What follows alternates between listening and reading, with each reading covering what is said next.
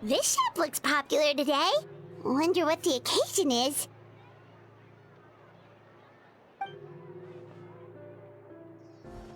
Butterfly Dew Cosmetics now on sale. Huh, looks like it. Oh, Seedween's here too! Hey there, Seedween! Hello there, Traveler and Paimon. I hope you're keeping yourselves fit and healthy. You bet we are! So anyway, what are you doing here, Seedween? The Duke insists I take regular vacations in the court of Fontaine. This one just so happened to coincide with a promotion for a new skincare product, so I came over to take a look.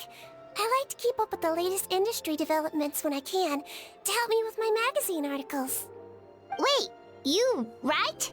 For a magazine? Which one?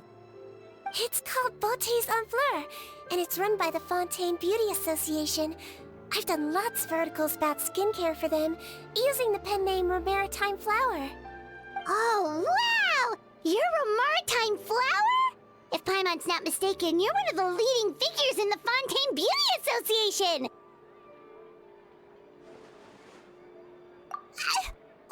What's so weird about that? Everyone loves beauty! I really like this role. The staff at cosmetics shops are always so polite. And as long as I wear a big smile on my face, I always get the best customer service. Well, they sure don't want to make an enemy of the Maritime Flower. Obviously, it's because of Seedween's love for beauty. Still, a leader of the Beauty Association? That's incredible. The truth is, I study this field because I cherish my own appearance. It has nothing to do with being beautiful or not. Oh, the words of a master beautician defy comprehension! Oh, wait, you're saying that natural beauty is the highest form of beauty, right? Not really. Actually, Melusine aesthetics are very different from human ones. We don't view humans based on their appearance. If I had to describe our approach, I'd say it's based on cuteness. Oh! Really? Yep. Still, I really value my current appearance, and in the process of taking care of it, I've ended up learning quite a lot about skincare and stuff. It turns out, my knowledge and experience is pretty popular with beauty product lovers. It came as a big surprise to me, though. Oh, Paimon gets it now. But speaking of your appearance, how come you look human anyway? Are you, like, only half Melusine?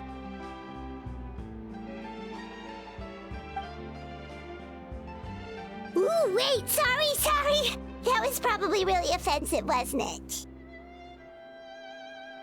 No, I don't mind. I'm not mixed, though. I made a decision to turn myself into this form a very long time ago. If you're interested, I could tell you the story. A shape-shifting story? Oh, heck yeah, of course we're interested!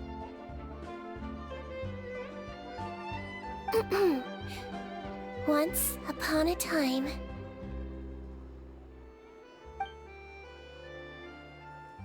Long ago, humans rejected Melusines, and Melusines feared humans. There was one Melusine who became fascinated with human medicine, but no human wanted her help. And there was one girl who liked Melusines, so no humans would make friends with her. So, the Melusine became the girl's friend, and the girl became the Melusine's patient. Your checkup's all done. You're still in perfect health. Thank you, Dr. Melusine.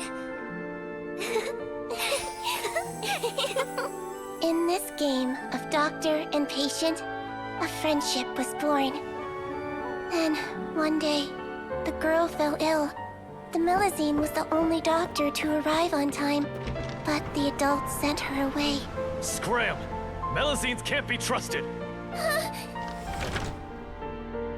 So just because I'm not human, I can't save my best friend? In desperation, the Melusine approached the frightening witch. She begged and begged until she got a reply. If you take this potion, concocted of sin, you will gain a human face and grow human limbs. But then, you will lose everything that attracted this friend of yours to you in the first place. Can you accept that? The Melusine did not hesitate for very long.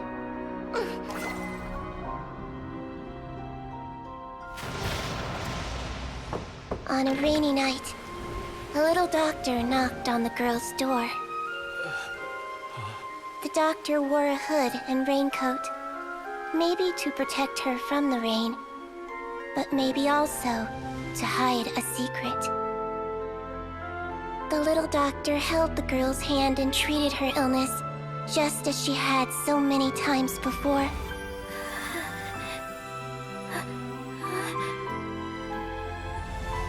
Dawn came, and the little girl's condition improved. But the little doctor was long gone, for she knew her friend would never recognize her again. And so, since then, I've lived my life in human form. Most people who know me just think I was born this way. Ooh. A witch? A potion? Why does this sound like a fairy tale? Trust me, it's a true story. Must be the way you told it then. It just sounds so... Yeah, not every Melusine would take human form to save their human friend. That must have been a huge decision. Treating patients is a doctor's duty. We must always find a way, even when the going gets tough. Ugh. It's so crazy that they turned you away just because you were a Melusine, especially when their daughter was so sick. Well, sometimes appearance can be a real barrier. But that was a long time ago. I like how I look now anyway.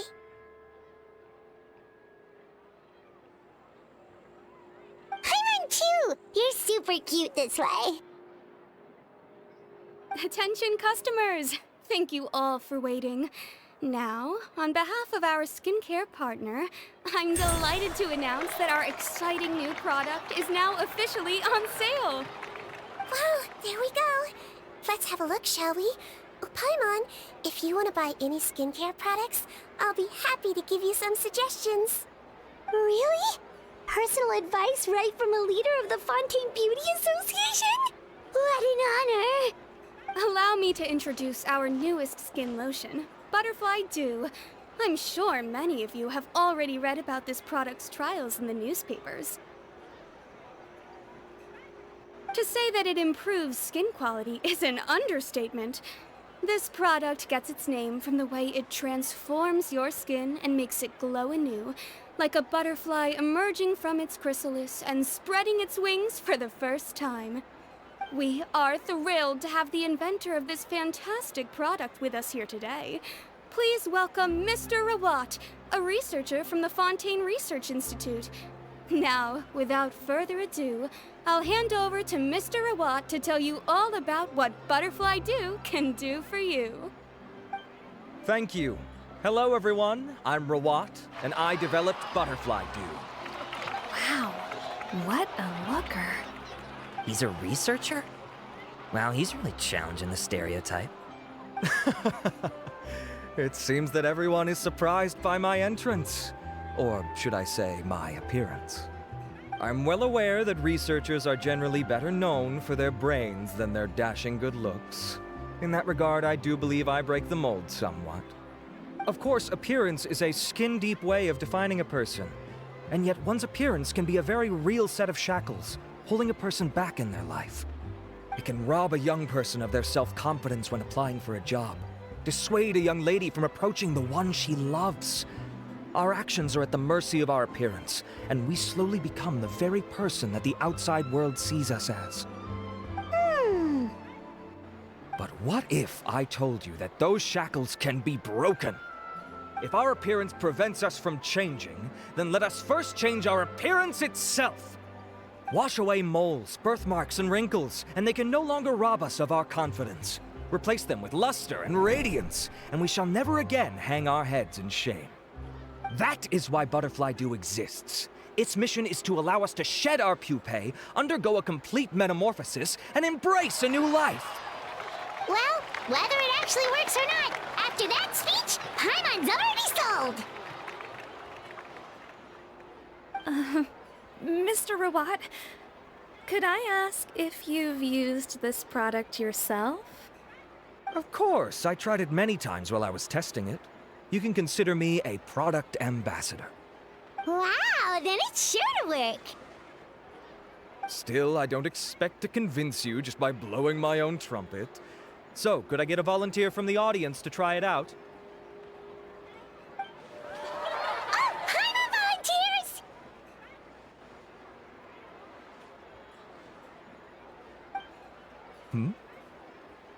Oh!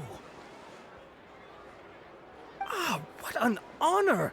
It appears we have a giant of the Fontaine Beauty Association here with us. In that case, Miss Sijuin, could we seek your most expert opinion on this product? Sure.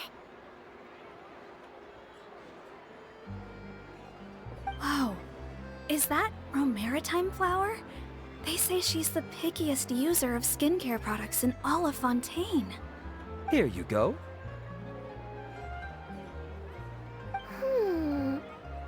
Well, it's very kind to the skin, and the absorption rate is high. Even for Fontaine, this is a first-rate product. Wow, now that's high praise! I'll take one! Any discounts? All right. Well, all that remains for me to say is, Butterfly Dew is now on sale!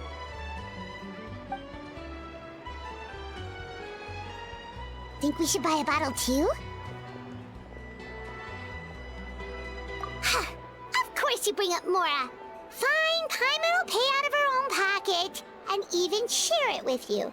There, does that sound fair? And if you're worried about whether it's the right product for you, well, luckily for us, Sijuin's here, so we can get an expert consultation.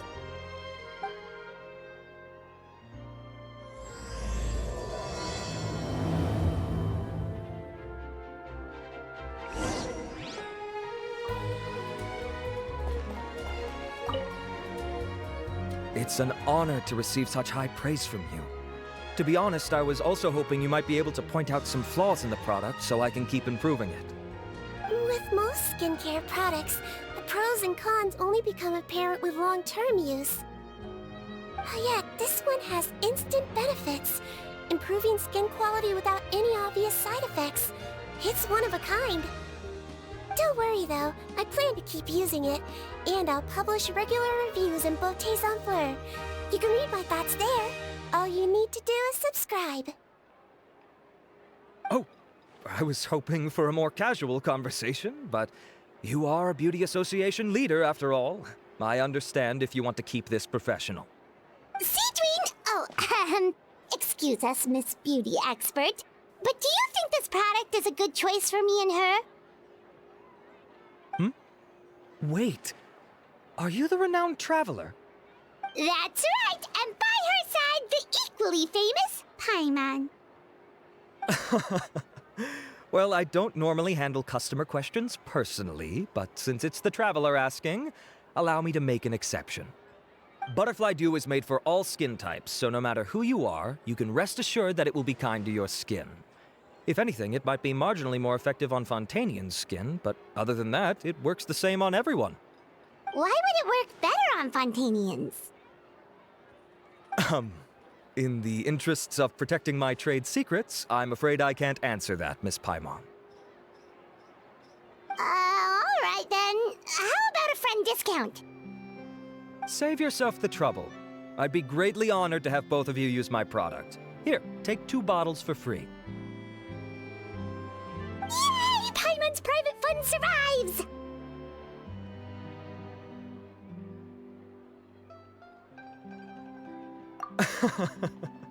I can see why you might think that, but please don't misunderstand. This gift is simply a token of my esteem. There's no business motivation behind it. To me, finding new customers for Butterfly Dew is about meeting kindred spirits, fellow admirers of physical beauty. I consider it a labor of love. Admirers of physical beauty? Eesh, that's embarrassing to say out loud. It sounds so shallow. It's nothing to be ashamed of, Miss Paimon. Most people claim to desire inner virtue, but it's still physical appearance that turns their heads. This is a fact of life. It's only natural for people to desire to become beautiful. And that's exactly what inspired me to choose this research direction in the first place. You're right. Everyone loves beauty, don't they? Look at the time. My apologies, but I have other things to attend to. I'll leave you with these 2 bottles of Butterfly Dew, and I look forward to seeing you again. Paimon, I'd say there's no need for you and the Traveler to use this product for now. Why? Is there a problem with it? The quality is fine. I just think there's room for improvement. I think I could add some ingredients to the mix to make it more effective. Really? Then why didn't you tell Rawat about that? Researchers are a very special breed of human. You can point out their flaws to their face and they won't mind very much. But if you tell them that someone else could do a better job, ooh, now that'll make them really upset. If I'd mentioned it, he probably wouldn't have given you those 2 bottles for free. Fair enough, that makes sense. If you're interested in the more effective version, I can write up a list of ingredients for you. Just come get me once you've gathered them. When you say more effective, you mean it'll make Paimon even prettier? Ooh, how can we say no? As for me, it's probably time I got back to the Fortress of Maripede.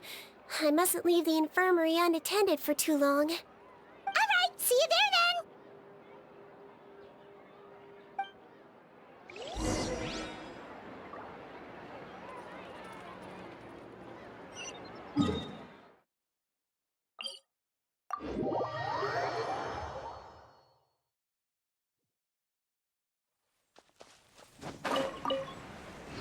Just up ahead, Traveler. The ingredients for Seedween should be nearby.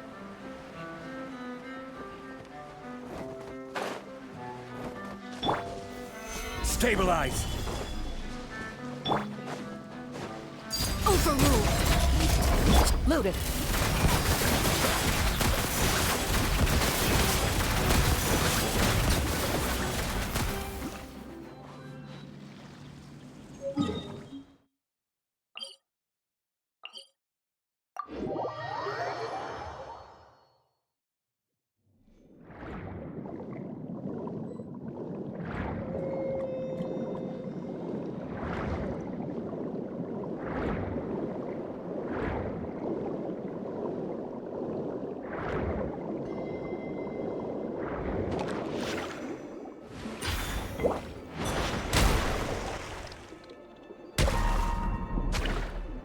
Great! That's everything! Let's head to the Fortress of Maripede!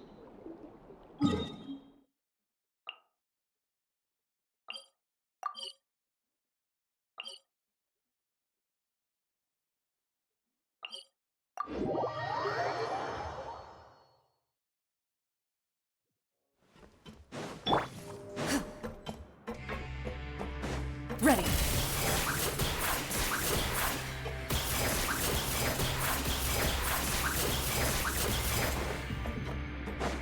Shoo.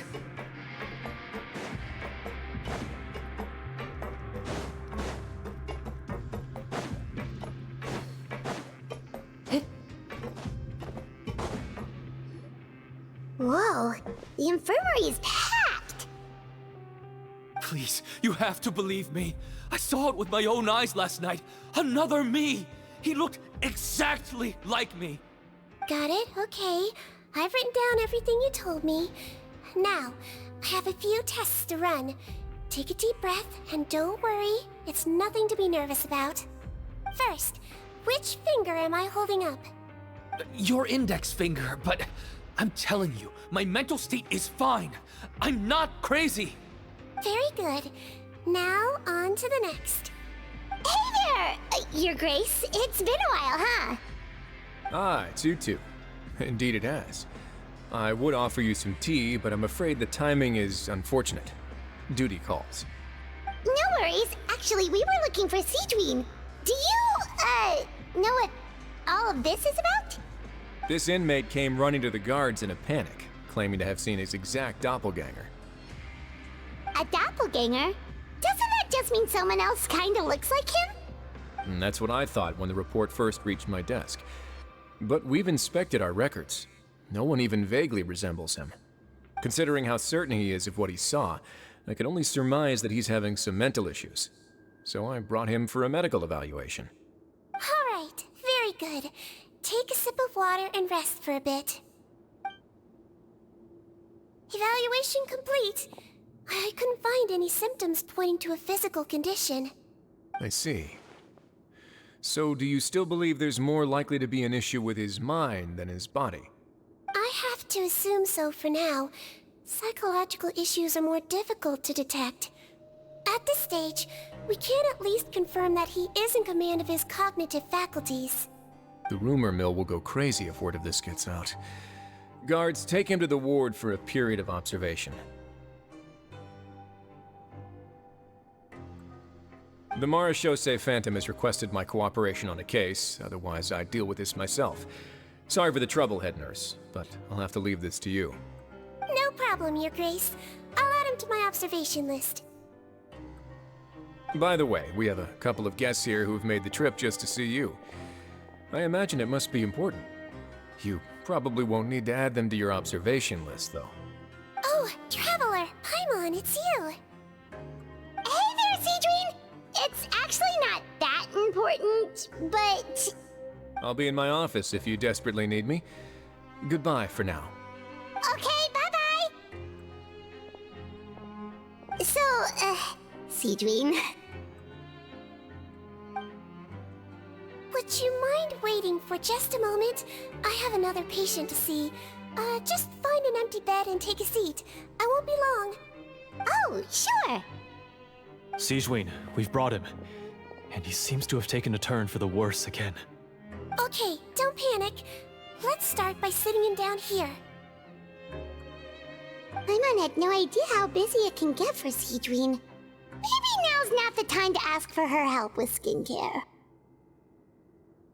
Good point. Besides, it might actually be interesting to observe her at work. Well, this could hurt, so I suggest you take a deep breath first.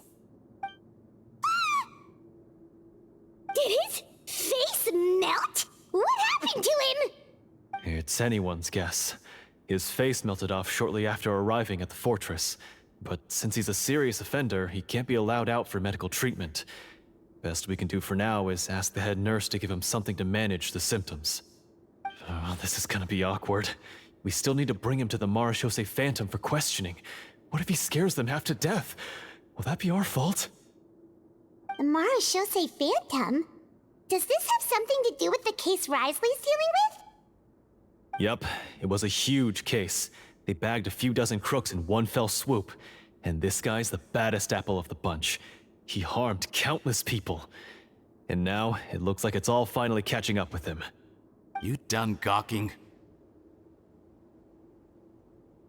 Not yet.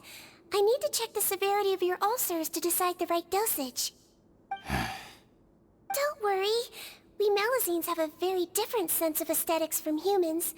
To me, he just looked like a little kitty with slightly scruffy fur, but still just as cute.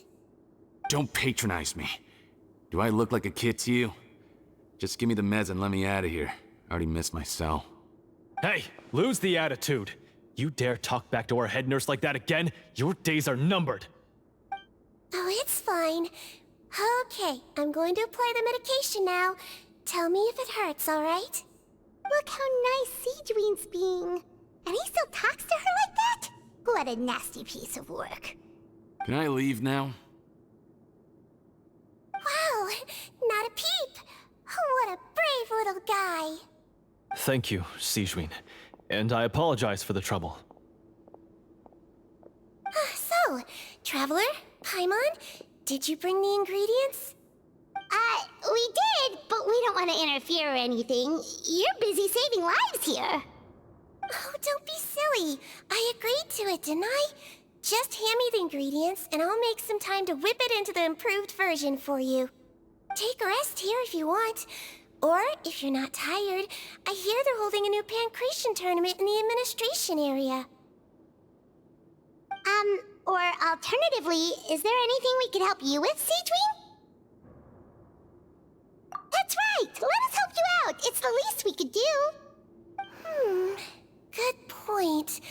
Kind-hearted humans start to develop guilt if they accept free help from others. Don't worry. I'll take a look at my schedule. I'm sure I can find something to treat this condition. I gotta warn you, though, it'll be tiring work. So I suggest you take a break first, then come back and see me when you're ready.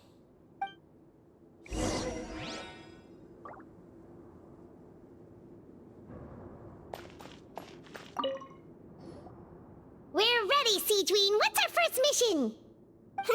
I found the perfect job for the Traveler. First, I'd like you to lie down in this bed.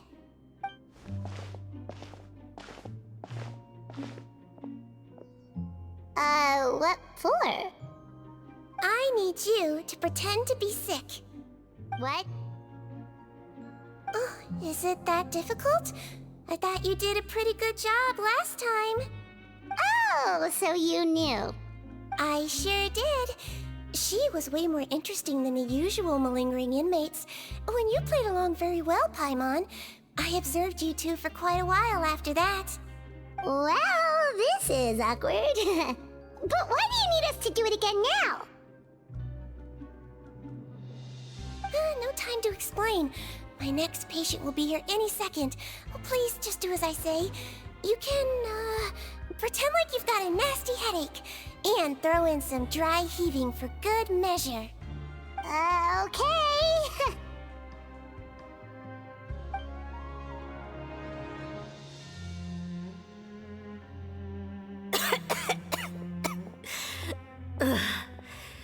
Hey, Doc, it's me. I'm only here because my mom won't stop pestering me about it. So annoying. Well, your mother has enough on her plate with a busy job. Well, the last thing she needs is to worry about you being sick as well. I know! I shouldn't treat the place like a playground, shouldn't go swimming in the lower levels where we join up with the sea, because it'll give me a cold and distract her from her work. I thought I'd be able to have some fun here at the fortress for a few days, but it's always, don't do this, and don't do that. All right, sit yourself down and I'll take your temperature. Your fever still hasn't gone down. Well, here's your medicine. 1 cup for starters, and we'll see if it helps. But Doc, it's so bitter. Do I really have to drink it? I mean, I'll be fine, right? I've got an uncle who caught a cold. His fever went away on its own after a couple days. Can't you just write me a note saying I'm on the mend? I just need something to keep my mom off my case. I sure can. You're a very brave boy after all. Huh? Brave? What makes you say that? Well, if you want to rely on your own immune system to clear up your fever, well, then you'll have to tough it out like this young lady.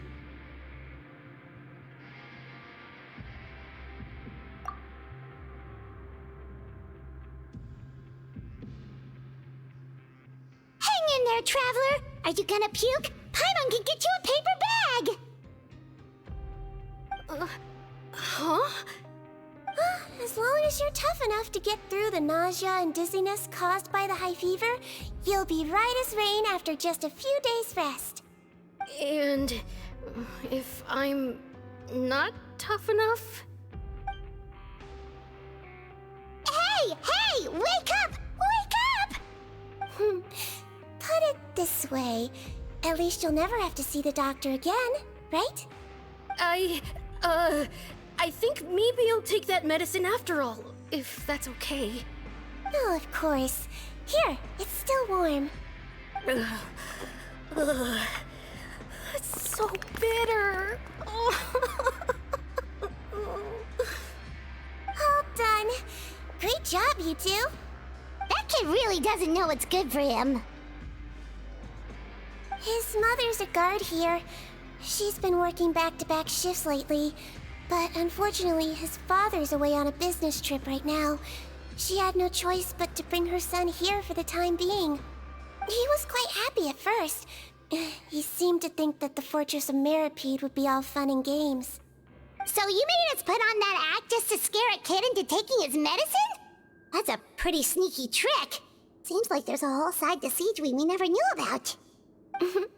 It's a technique I learned from my teacher. Oh, you had a teacher? Was she a Melazine doctor too?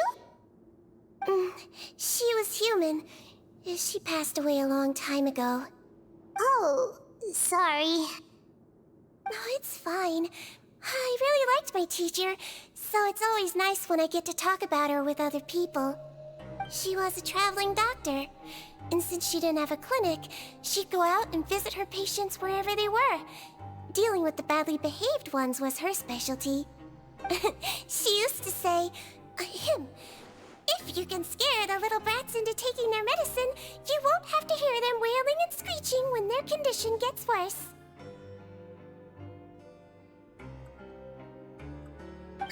She sounds like a pretty strict teacher. Strict? Well, that's not how my teacher saw it. She thought of herself as terrifying to kids. Strange way for a doctor to describe themselves. Now Paimon's curious to know what she looked like. As it happens, I actually have a picture of her. Oh, wow, yeah, okay, that'll terrify the kids. Yep. All the children she treated thought she was a witch. Why does it almost sound like you're envious of her? Oh, because I am. If she was here, all the children would take their medicine without any need for tricks. A doctor who looks like a witch. True, they wouldn't dare try anything funny with her around. Oh, me, on the other hand, it's hopeless. Children aren't afraid of me at all. That's actually a good thing, you know? Oh, my next patient should be arriving now. Would you mind lending me a hand again? Sure thing! On to the next mission!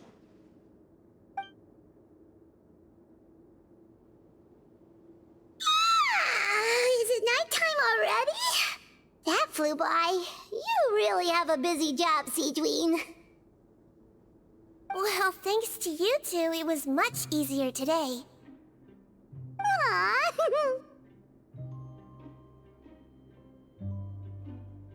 Should we get some rest? It's getting pretty late. Oh, there is one last thing. I have to keep it confidential, so I usually leave it till after everyone's clocked out. Confidential? Are you sure you can tell us? It's fine. You're not living here anymore, so it's okay if you know. All it is I have to prepare some ingredients to make healthy meals with. Wait, you mean those healthy meals?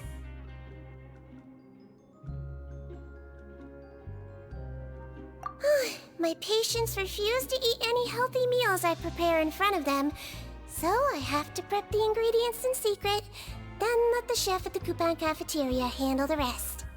Considering even the chef's version makes people uneasy, it really makes you wonder what's in it.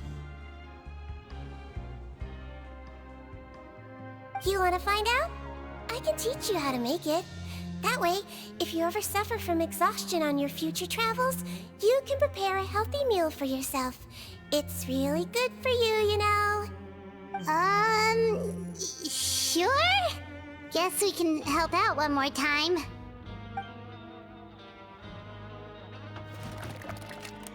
The ingredients are ready. Now, put them on the table and add them in the order I tell you. First, we add this special slime condensate, stir thoroughly, then pour it in. See that? It adds elasticity. It looks just like tasty jelly, doesn't it? Yeah! Yeah, it really does! Until you remember it's slime condensate. Next up, xenochromatic crystals. You want to crush them up into a fine powder, like powdered sugar. Wait, are those from Fontimer aberrants? Are you sure they're edible? Finally, we'll need some high-protein meat. Frogs are an excellent choice. You just need to clean their innards, and then you're left with some lovely, tender meat. Oh! Frogs. And we're done. All that's left now is to pack them into lunchboxes and hand them to Walsey. Yesterday in the production zone, I noticed an inmate who's been working for 2 days straight. That means it's a healthy meal for him tomorrow. Siegewing really does have the inmate's best interests at heart.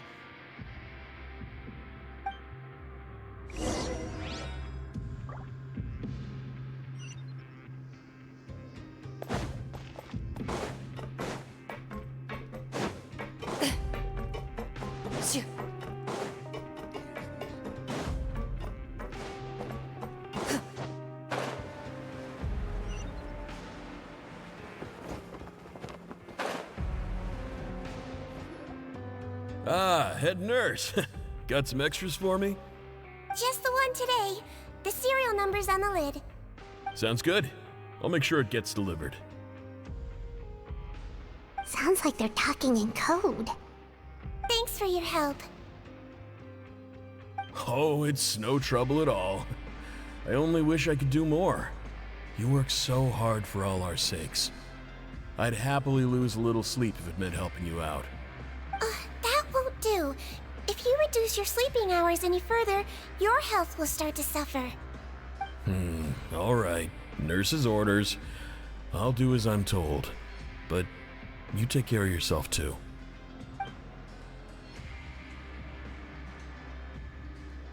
Well, I'm done with work for today. Thanks for helping out, you two.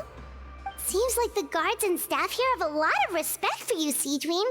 In just one day of helping you with your work, it feels like we've done a lot for the fortress. Head nurse, please, wait. I'm sorry to disturb you this late at night, but I think you'll agree, this is urgent. Okay, just relax and catch your breath. What's the matter? The guard at the observation ward, Odilon, he told me to pass on a message to you. One of the inmates there, the guy suffering from possible hallucinations, well, he seems to have made a sudden recovery, and now he wants to apply for permission to leave the ward. Huh? Already? You were right to tell me. I'll have to examine him and make sure he's well before we discharge him. Looks like we've got one job as medical assistants left. We'll come with you.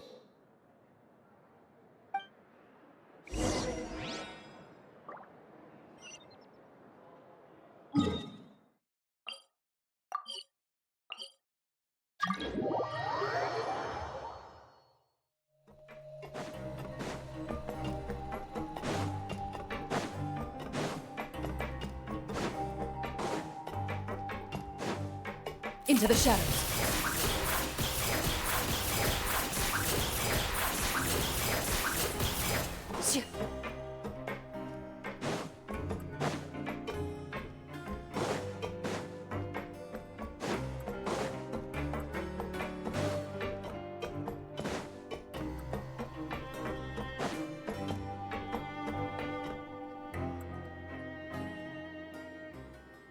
Ah, head nurse, you're finally here.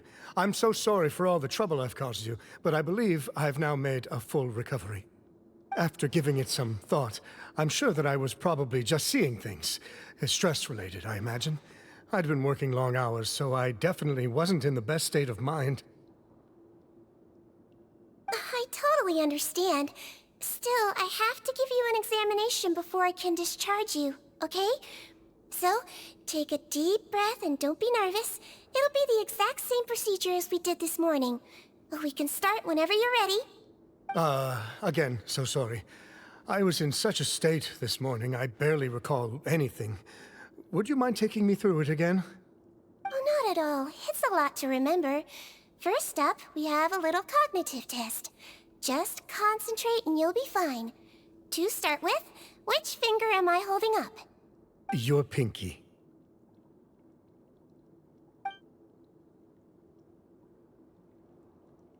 Alright, all indicators seem normal. So it was a stress-induced hallucination after all? Well, we've certainly had previous cases of mental illness caused by overwork, which is why I carefully observe everyone in the production zone. I wonder how I managed to miss the signs this time. Please, head nurse, you shouldn't blame yourself. I'm just still adapting, that's all. Pushed myself too hard, and I guess I couldn't take it. Thanks for looking after me. I'll be as good as new after a good night's sleep. And if you can give me the okay, I know I'll sleep better back in my good old dorm. It can be difficult to relax in an unfamiliar environment. Alright then, you can leave the ward. I suggest you take 2 days off to focus on your recovery. I'll take you off the observation list for now, so you're officially discharged. Great. I can't thank you enough, head nurse. Mr. Odilon, could you escort him back? Of course. I'm on guard duty in the administrative area tonight, so nothing will go wrong. You have my word.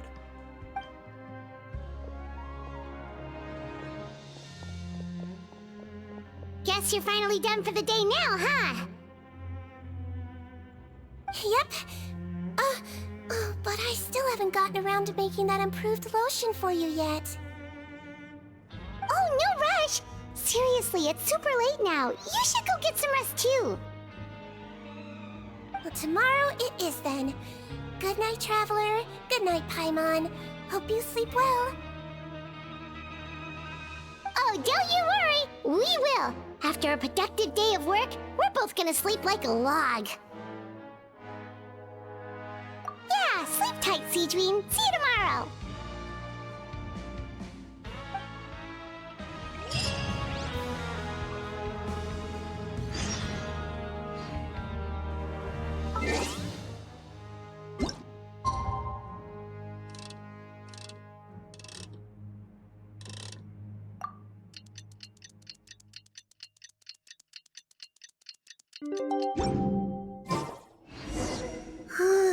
Paimon really did sleep like a log.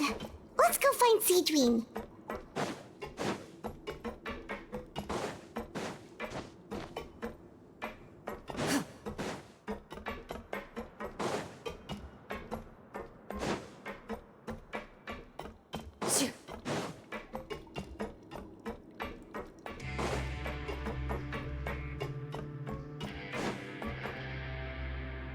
Whoa! How is the infirmary even busier than yesterday? Good morning, Traveler and Paimon. I have a few people here for a checkup, so you might need to wait for a while. No problem. Anything we can do to help? There's a bit of a complicated situation here. I'm still getting to the bottom of it myself. You have to believe me. I'm telling the truth. You're in a medical facility. Keep it down. Please, listen to me. I'm not Gascon. I'm Uy. You're a horrible liar, you know that? We get all your mugshots with the arrest warrants. It's clear as day that you're Gascon. You mean because of the way I look? I don't know what happened. I just woke up like this. Then you guys dragged me in here for an interrogation. I brought you here to figure out what's going on. If you truly are the victim of an injustice, yelling isn't going to achieve anything. At most, it'll delay your vindication. All right. I get it. This is nuts. Yesterday's interrogations went fine, and now this. Morning, Your Grace. What's going on? Remember the case I mentioned yesterday? The one brought to me by the Marachose Phantom? Well, we've been questioning the inmates involved this morning. Every single one of them is claiming mistaken identity. Huh. That's even weirder than what that guy was saying yesterday. The thing is, none of them have been able to provide any evidence whatsoever to support their claims. Questioning them further got us nowhere, so for now, we've brought them to the infirmary. And we thought yesterday was as busy as it got for Siegeween. We've compiled their statements. Have a look. Perhaps there's something we missed.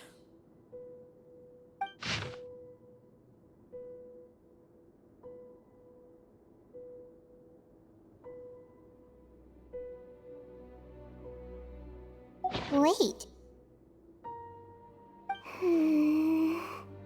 Release? Interesting. The inmates they spoke of in their statements appear to all be due for release today. I noticed that too. If that's their plan, they're underestimating us a little. Every serious offender claims that there's someone else who just so happens to be due for release today. And they're expecting us to go along with that. All the more reason to be cautious. Lumberzar, check the release list for today and make sure no one gets processed. We're gonna need an excuse, though. Just say we're out of forms, and that we're furiously printing more as we speak.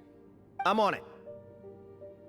It's conceivable that our group of serious offenders somehow found a way to switch places with inmates who are about to be released, so they can walk out right under our noses.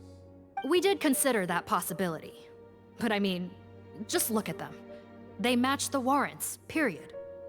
How could there have been a switch? Only if they're dead ringers for the inmates due for release, I suppose. I gave you that name list yesterday to assist in your investigation. Did that help? Yes, the inmates' mugshots were attached to the list. The first thing I did was check for lookalikes, and I didn't find any. The only other thing that stands out to me is that their voices sound a little different today. But it's not exactly hard to put on a fake voice. Oh, really? What does our head nurse make of all of this? Give me a moment. I think I have a way to confirm whether there's been a switch. I know, it's not time to change your dressing yet, but please bear with me. Huh? Isn't that the guy from yesterday? This should be Honore. He has very severe facial ulcers, which require an operation in the hospital at the Court of Fontaine. I authorized him to leave the fortress for medical treatment under guarded escort. Yes, like I told you.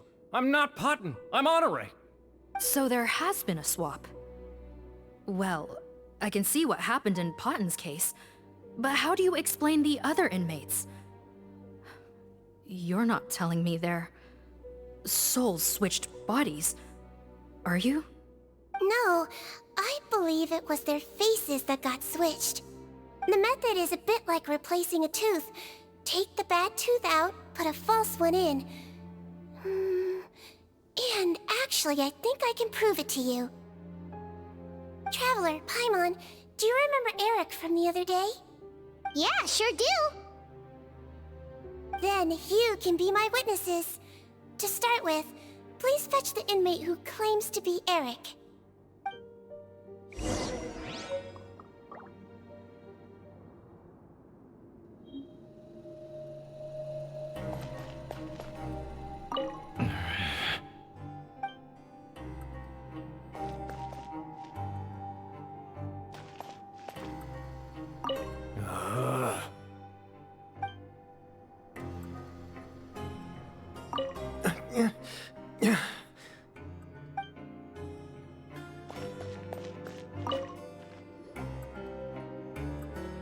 So, you're Eric?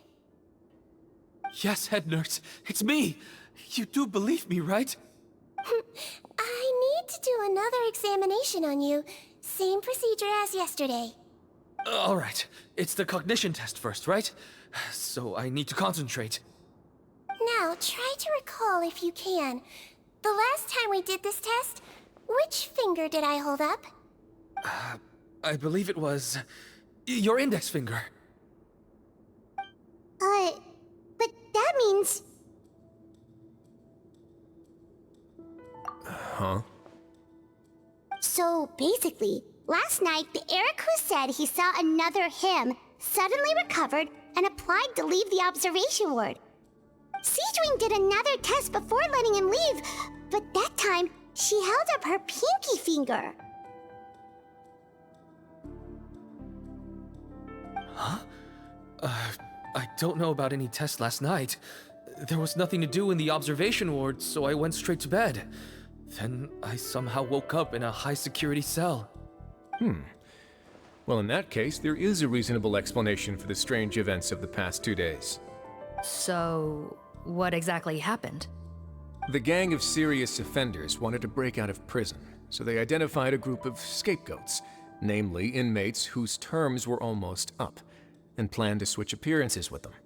Last night, when Odilon was on duty, they ambushed him and had one of their group switch appearances with him using their face-swapping method. That allowed them to avoid scrutiny from the other guards.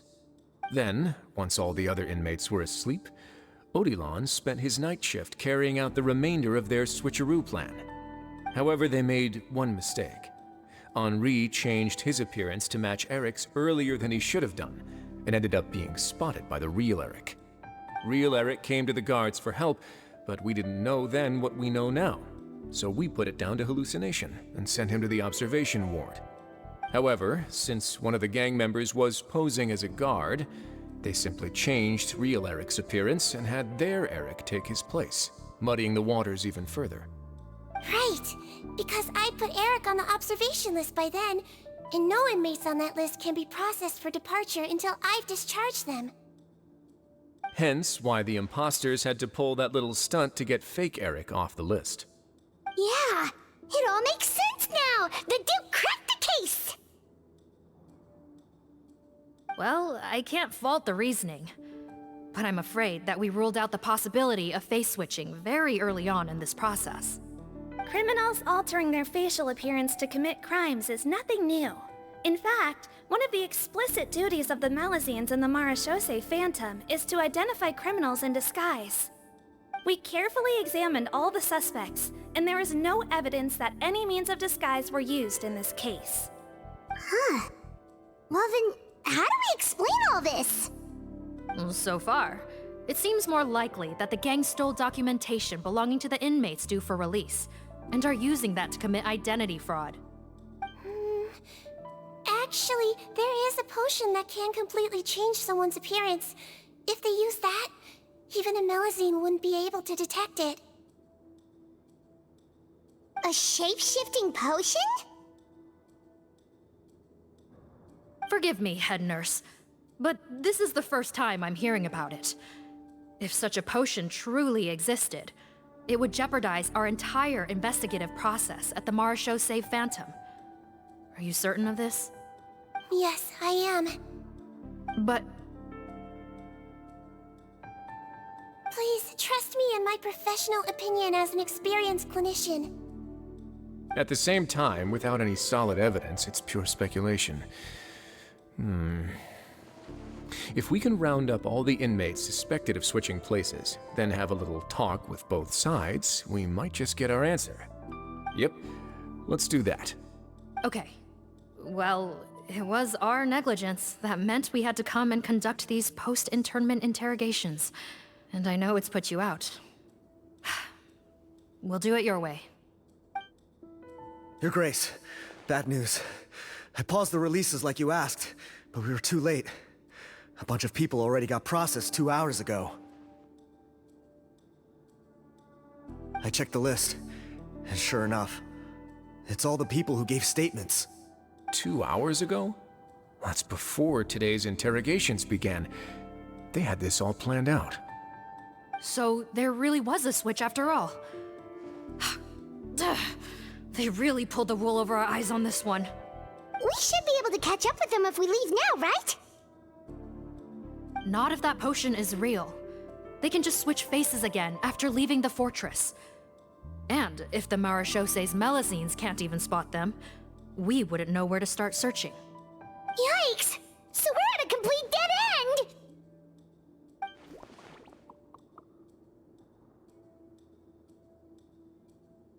Well, technically there is one more lead we could follow up on. We were only able to arrest this gang thanks to the help of a researcher from the Fontaine Research Institute. I believe his name is Rawat. Oh? Rawat? Isn't that the handsome guy we met at that skincare promotion? Handsome? Maybe from a human point of view. I just remember that he specialized in potions. One of the crimes this gang is charged with is the manufacture and sale of illicit drugs. According to Mr. Rawat, they appear to have stolen technology he developed through his research and used it in their operation. At first, he thought it was a typical case of intellectual property infringement, and he tried to negotiate with them.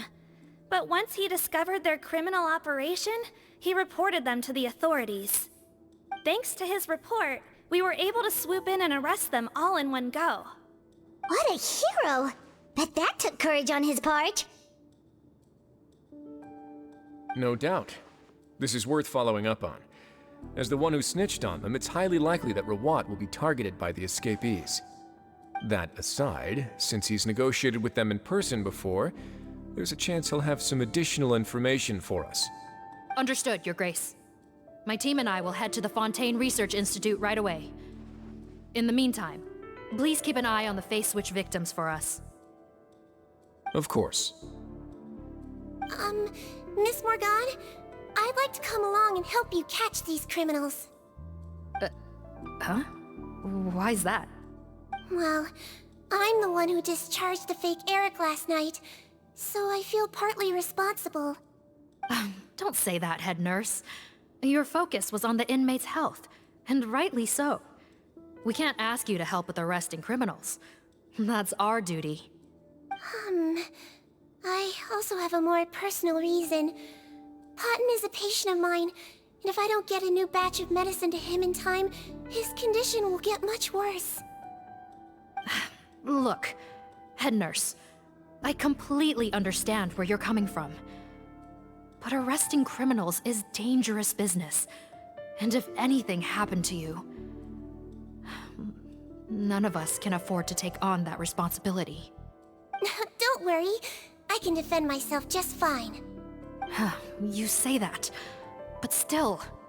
If I may, Miss Morgan, Sigewinne is the one who raised the potion hypothesis, and I'm sure she has far more expertise on the topic than your team. My suggestion would be to bring her with you. And if you really are worried for her safety, then...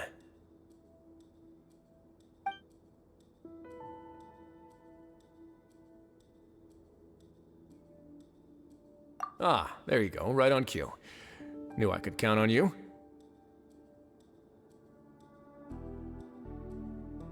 Okay. Well, since this plan has the Duke's blessing, far be it from me to refuse. We should head off immediately. Time is of the essence.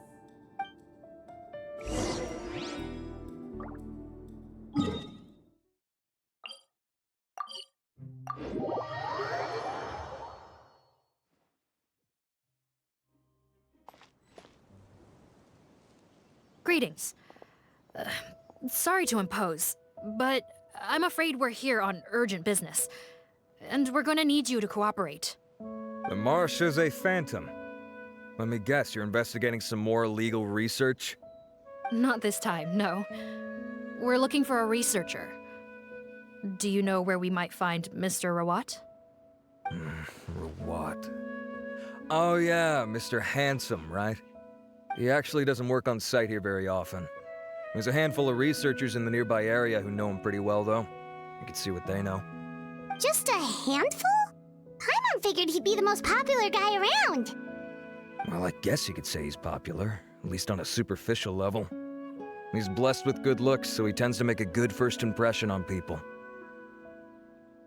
But in all his time here at the Fontaine Research Institute, I don't think he's ever had a single deep conversation about his research with his peers.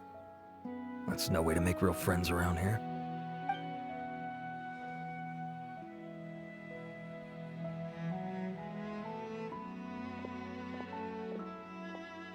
That's so weird. He definitely didn't come across like a recluse at that product promotion.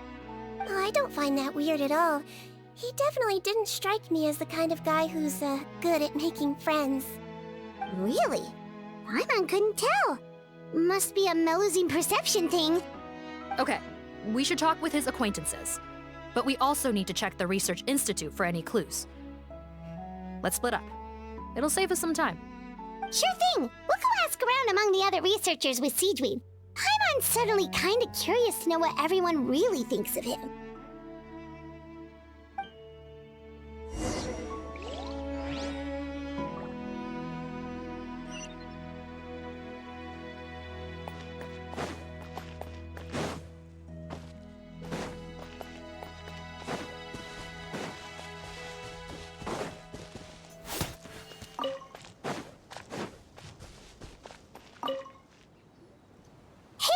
Are you in Teep?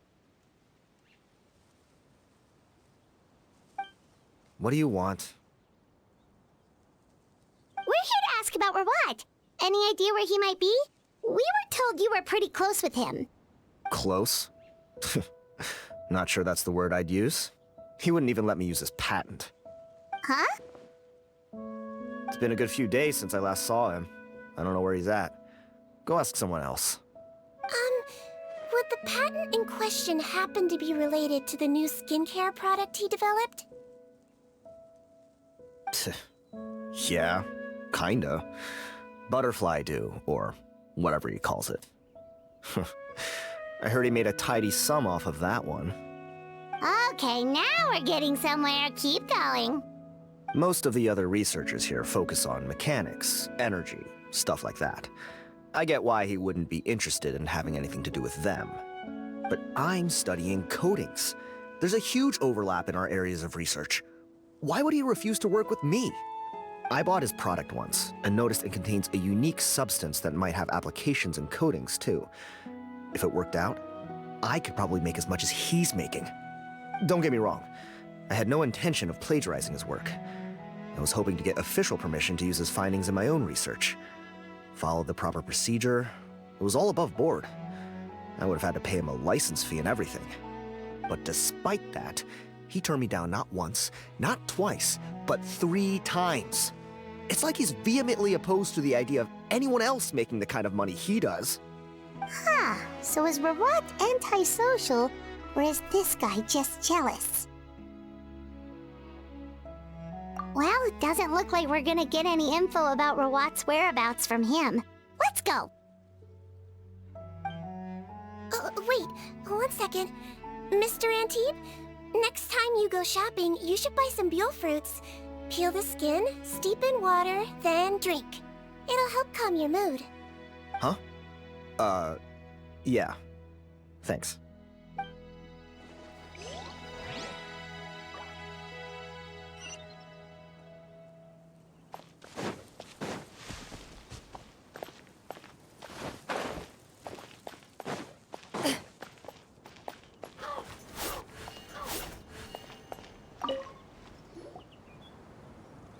Excuse us, are you Audrey?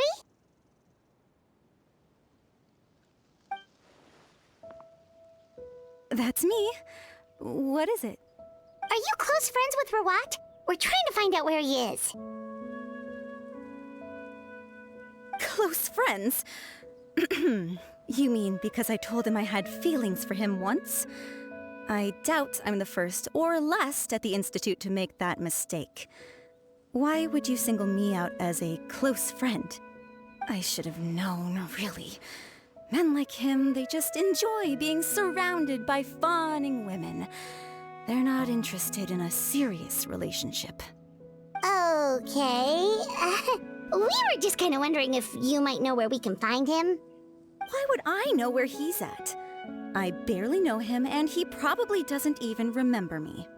Ugh, this is getting annoying. Shall we go ask someone else?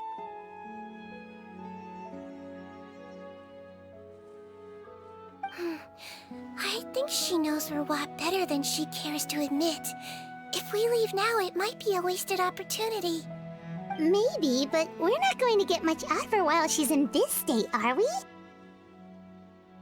She's displaying symptoms common among people in love, if that's what you mean. But I know a cure. It's curable? Oh, we're still no closer to finding Mr. Rawat. Oh, by this point, he could be in grave danger. Danger? Wait, why are you looking for him again? Oh, that's right, yeah! The Marechaussee Phantom said that he's been targeted by some pretty bad people. We need to make sure he's safe. What? How has this happened? He seemed fine when I last saw him, and that was only a couple of days ago. Just happened to run into him, of course. Oh, I see. Well, do you have any thoughts on where he might be right now? Okay, but this is purely out of concern for his safety. If he's not at the Institute, he might be at his mother's place. I heard she raised him alone, that they had it pretty tough financially, and these days she's housebound due to illness. He makes regular trips back home to check on her. Oh, okay. Do you know the address? Nope, sorry. I only found out the thing about his mother because it came up in conversation once. I was just trying to find out more about him, so I could get to know him better. When I told him I had a crush on him, I offered to help him take care of his mother. And yeah, maybe that was a stupid idea, but did he really have to yell at me for it? It's like, fine, I can take no for an answer, but what's with the temper tantrum? Unbelievable. These guys only want to show you their charming, well-groomed exterior. They can't stand it when a few home truths shine through. Looks like her love syndrome is flaring up again. We need to find out Mr. Rawat's mother's address. Let's check with the Marechaussee officers when we regroup. Cool, sounds like a plan.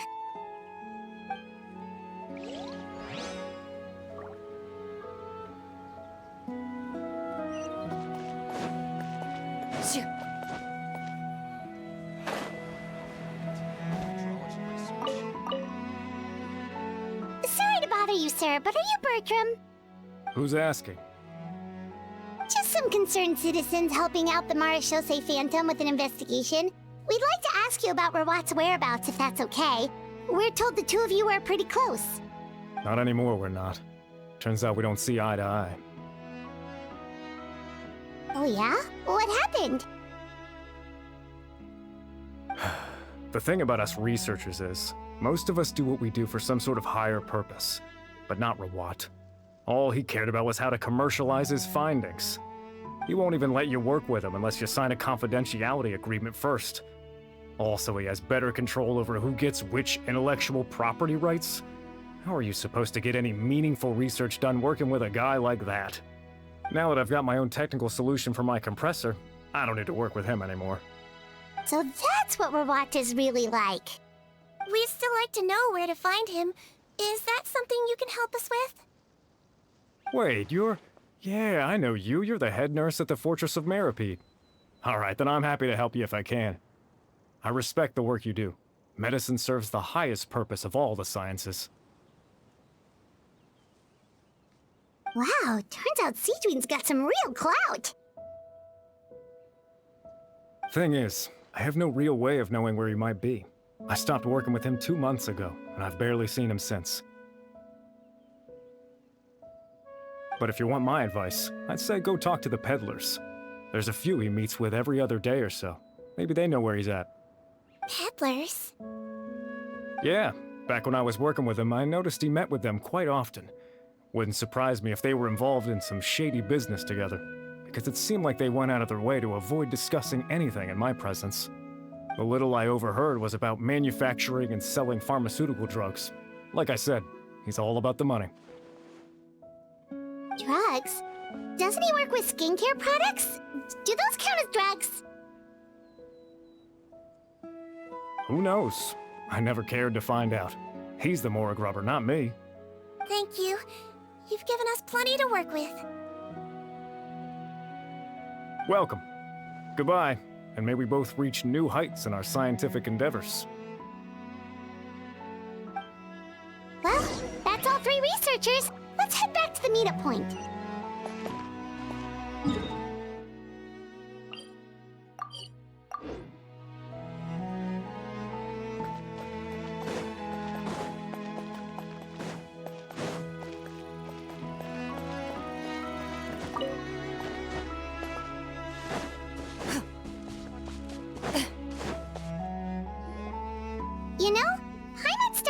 thinking Rawat was a handsome researcher with a friendly and cheerful personality.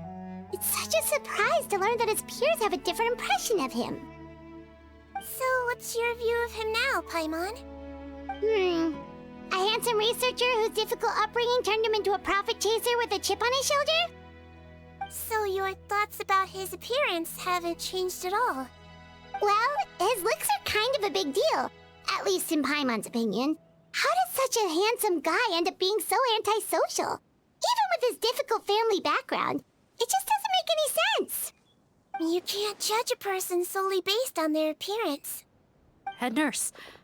Traveler. I assume you've spoken with the researchers. What did you find out? Bertram mentioned Rawat's involvement with some pharmaceutical merchants. Do you know if he's registered any pharmaceutical brands? Since he was a whistleblower on such a huge case, I ran a background check on him. I don't remember there being any brands under his name. How strange. If he was so focused on commercializing his research and averse to sharing his technology with others, why wouldn't he have registered his own brands? Maybe he and his business partners needed to avoid public scrutiny? You think he may have colluded with the gang?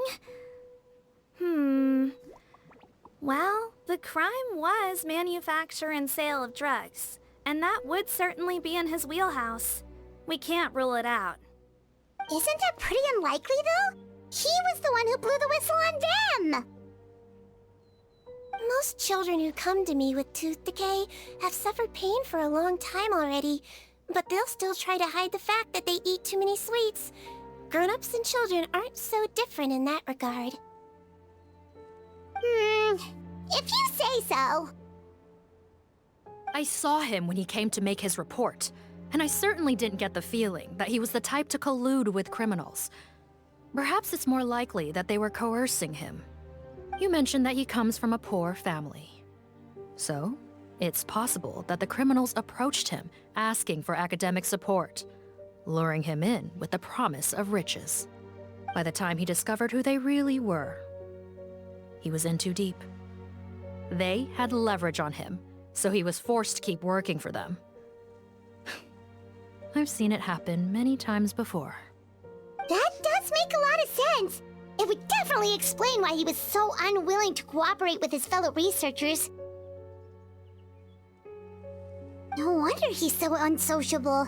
He must be on edge all the time with a gang of crooks breathing down his neck. In that case, the situation could be worse than we thought. If Rawat was working with the escaped inmates, they're sure to know more about his whereabouts than us. Oh, there's a good chance they'll get to him before we do. Based on the information we've gathered so far, he was last seen 2 days ago. If no one's seen him since, maybe we're too late. 2 days ago? So he went missing right after that product promotion. That was the same day he reported the criminals, too. Not a good sign. Don't worry, everyone. I believe we still have a chance. Since he disappeared right after blowing the whistle, it's likely that he's gone into hiding. Yeah, he must have been worried that they'd come for him. All the more reason to find him as soon as possible. The only lead we have at the moment is his mother's house, which you mentioned earlier. Seath, think you can find the place? Yep. When you register a brand, the Court of Fontaine requires you to provide a legal address. The one Rawat wrote down was in the outskirts of the city. That should be the place. Okay, then there's no time to lose. Let's move.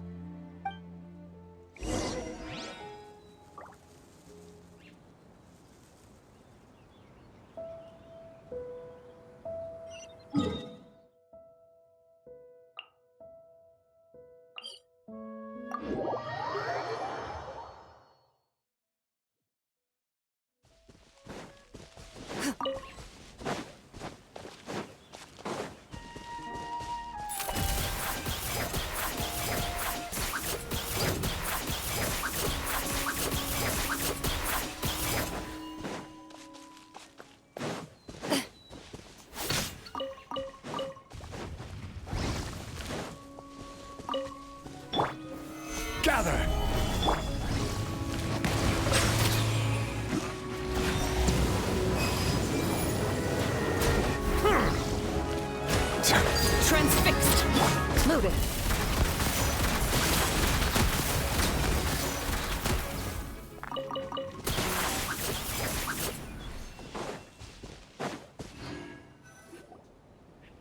All right. This should be the house. I'm pretty sure this was the address. Okay. I'll knock.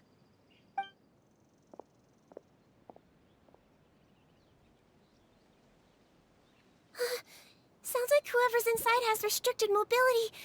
Oh, it seems serious. Oh, what's the fastest way to get this door open? Break the door down? No, I'll handle it. Let the expert deal with it. There'll be a mountain of paperwork if we damage a citizen's property.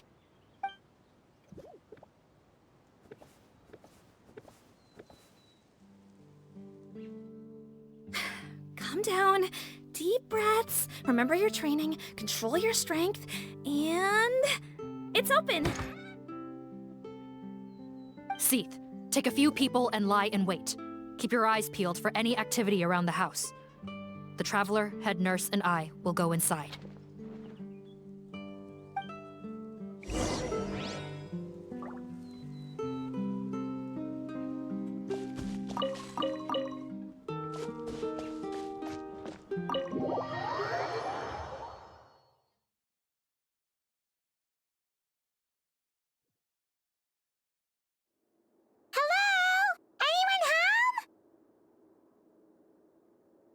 Oh, there. On the bed, there's an old lady. That's gotta be Rawat's mother, right? She doesn't look like she's in any state to be answering our questions, though.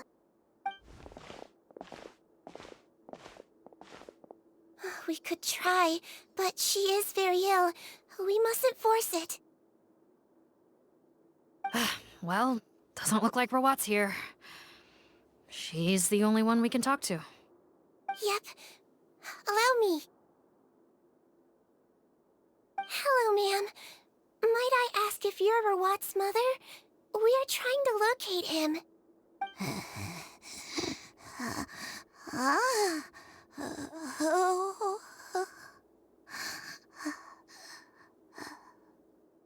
Hard of hearing, perhaps. Does anyone have a picture of Rawat? I have one here. I'd like to show you a photo, ma'am. Is this your son? Do you know where he is?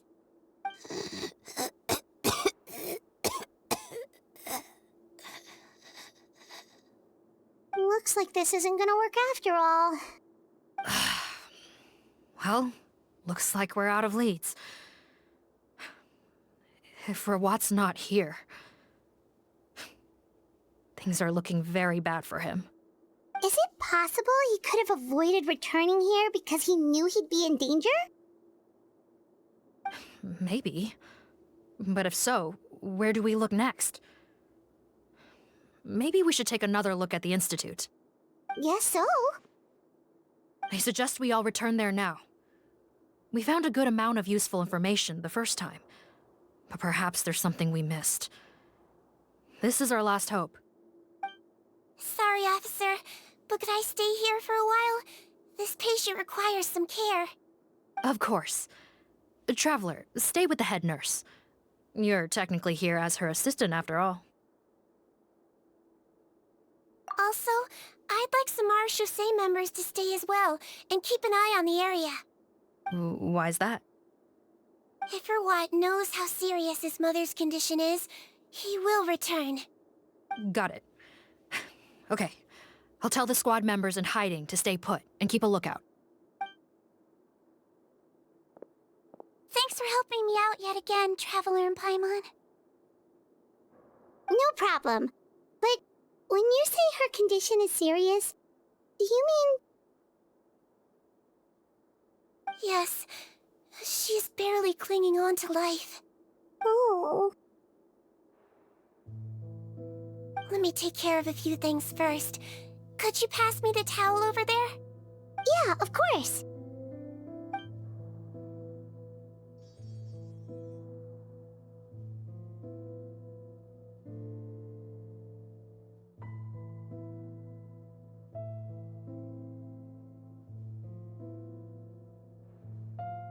I can tell that her family has tried a lot of different treatment methods, including some very expensive medicines.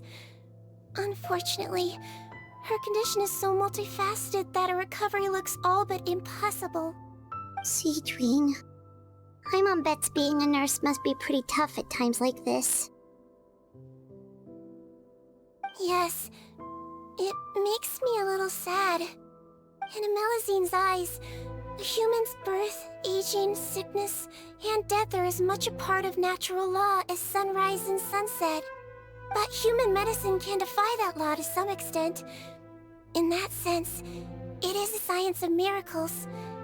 That is why I became fascinated with it in the first place. But it was only after I truly became a doctor that I realized miracles don't always happen. Even the greatest doctors cannot cure all diseases. Seedwing. Well, don't worry about me, Paimon. A doctor's duty is not to cure all diseases, but to treat whatever ailments they can. At the very least, I can lower her fever. That way she'll suffer less, and she might even be able to see her son. Yeah, all the more reason to find Rawat as soon as possible, even if we don't catch those crooks.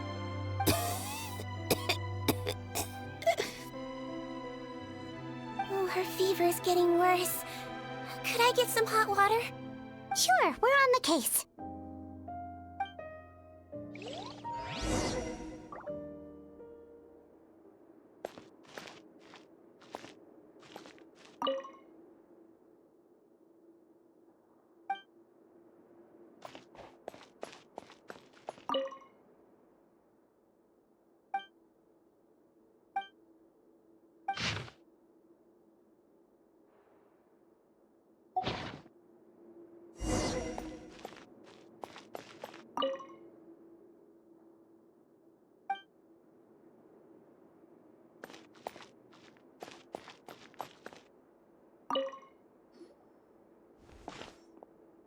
Found the hot water?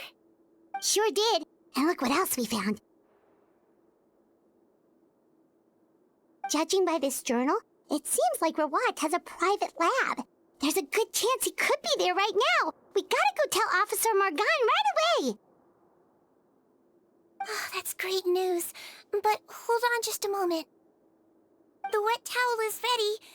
I'm giving you another injection. Are you feeling better now?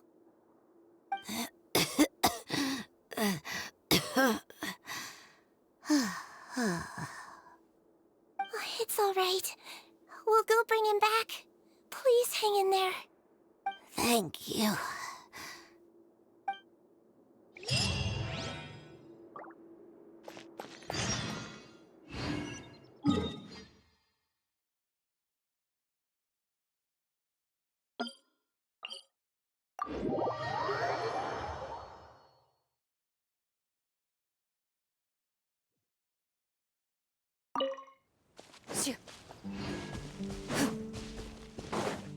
Ready.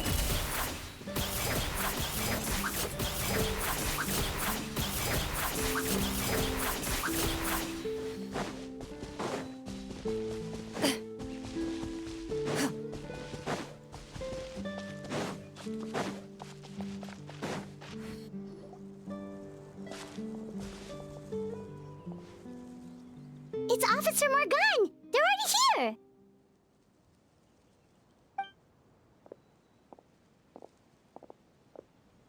We came as soon as we heard the news. I can't believe we were so careless.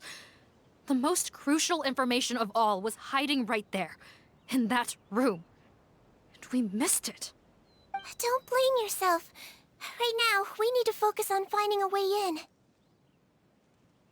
There's a mechanical door over here! Hopefully the instructions in Rawat's journal will help us open it.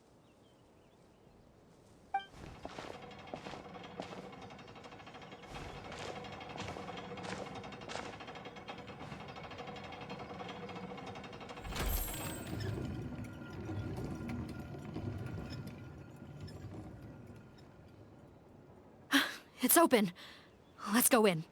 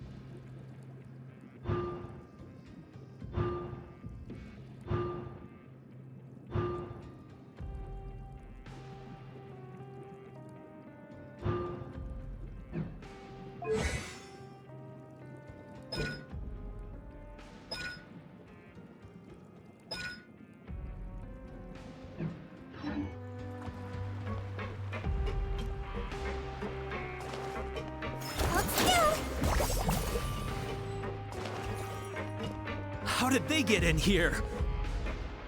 Captain, up ahead! Those look like our fugitives! So they found this place too? Don't let any of them escape!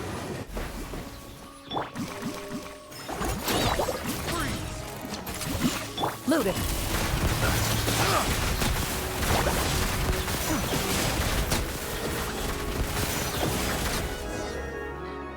Picked the wrong test subject.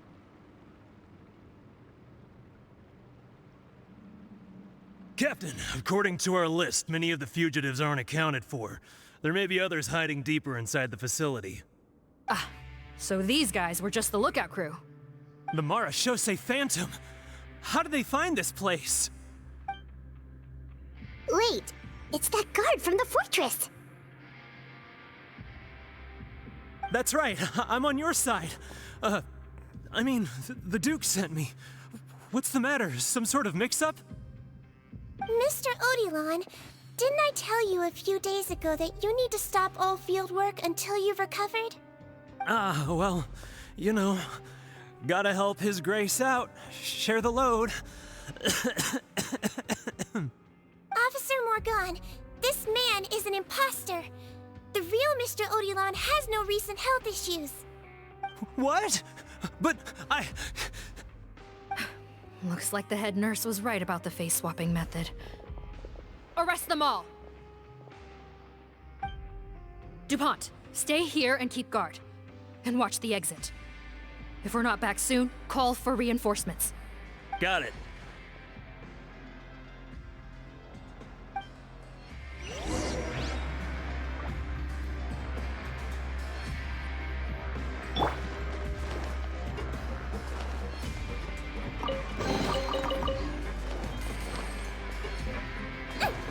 Don't slip and fall!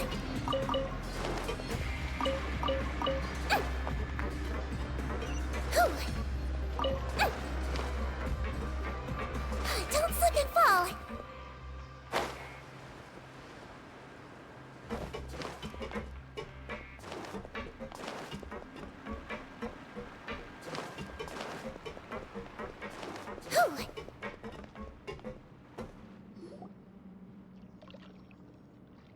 So many jars.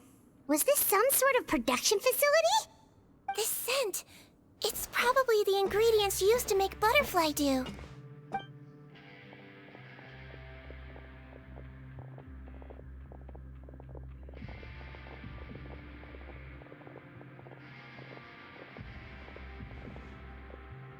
How come they're all empty? Did it sell so well that he ran out of supplies? How strange. Why would Rawat choose to manufacture a popular product like that in such a difficult-to-reach location? Given our suspicion that he may have been coerced into the illegal drug trade, I would have thought that any production facility we find here would be used for illicit purposes. Perhaps butterfly dew is itself an illegal drug. Do you have any evidence for that claim? No, just a guess. We need to find Rawat as soon as possible. He has all the answers we need. Understood. Well, let's not linger here. Let's go. Come on.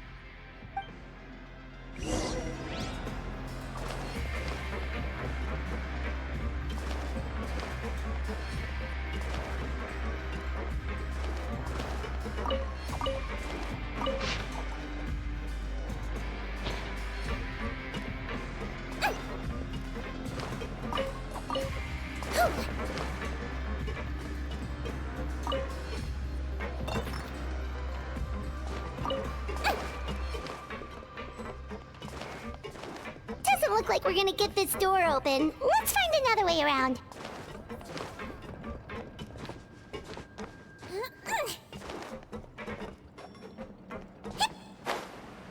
This one's closed too. What's with those carts and tracks? Oh, maybe it's one of those doors that opens when it senses cargo passing through. There's a loaded cart right over there. Let's bring it to the door and give it a try.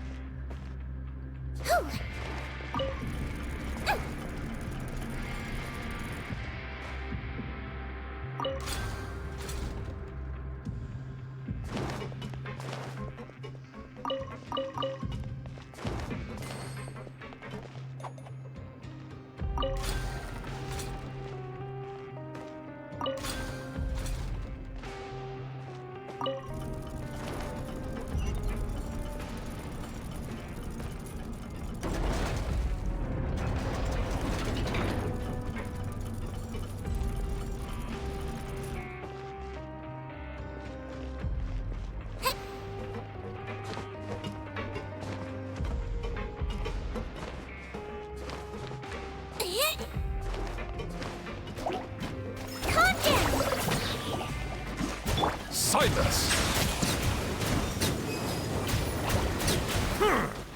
Be sanctified.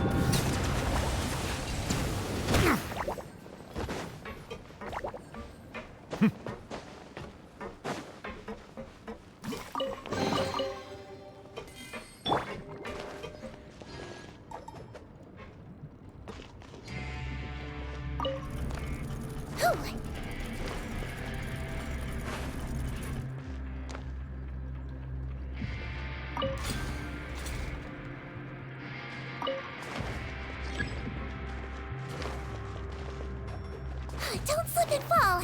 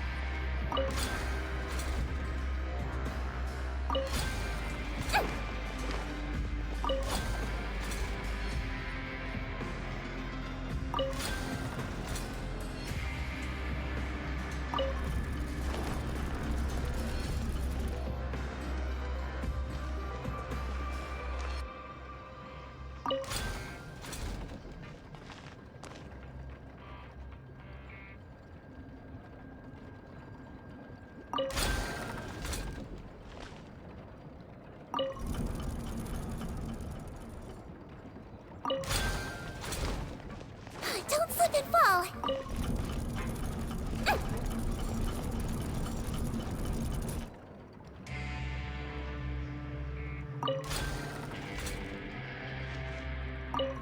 Don't slip and fall!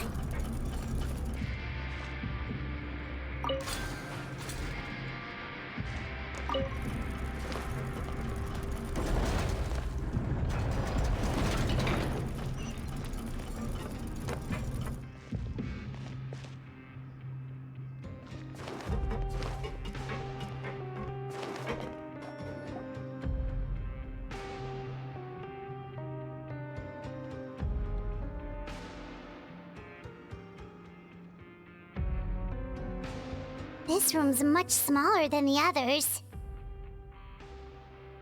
Judging by the implements on the table, this looks like a potion-making lab. Head nurse! Over here!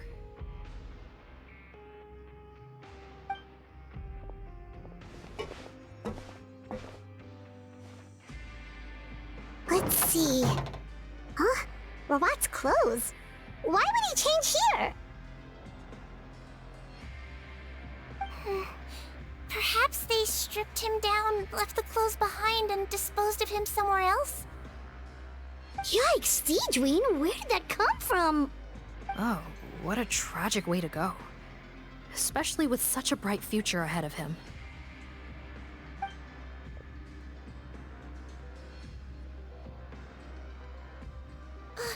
There's a path leading further on, Officer Morgan. Let's keep up the pace.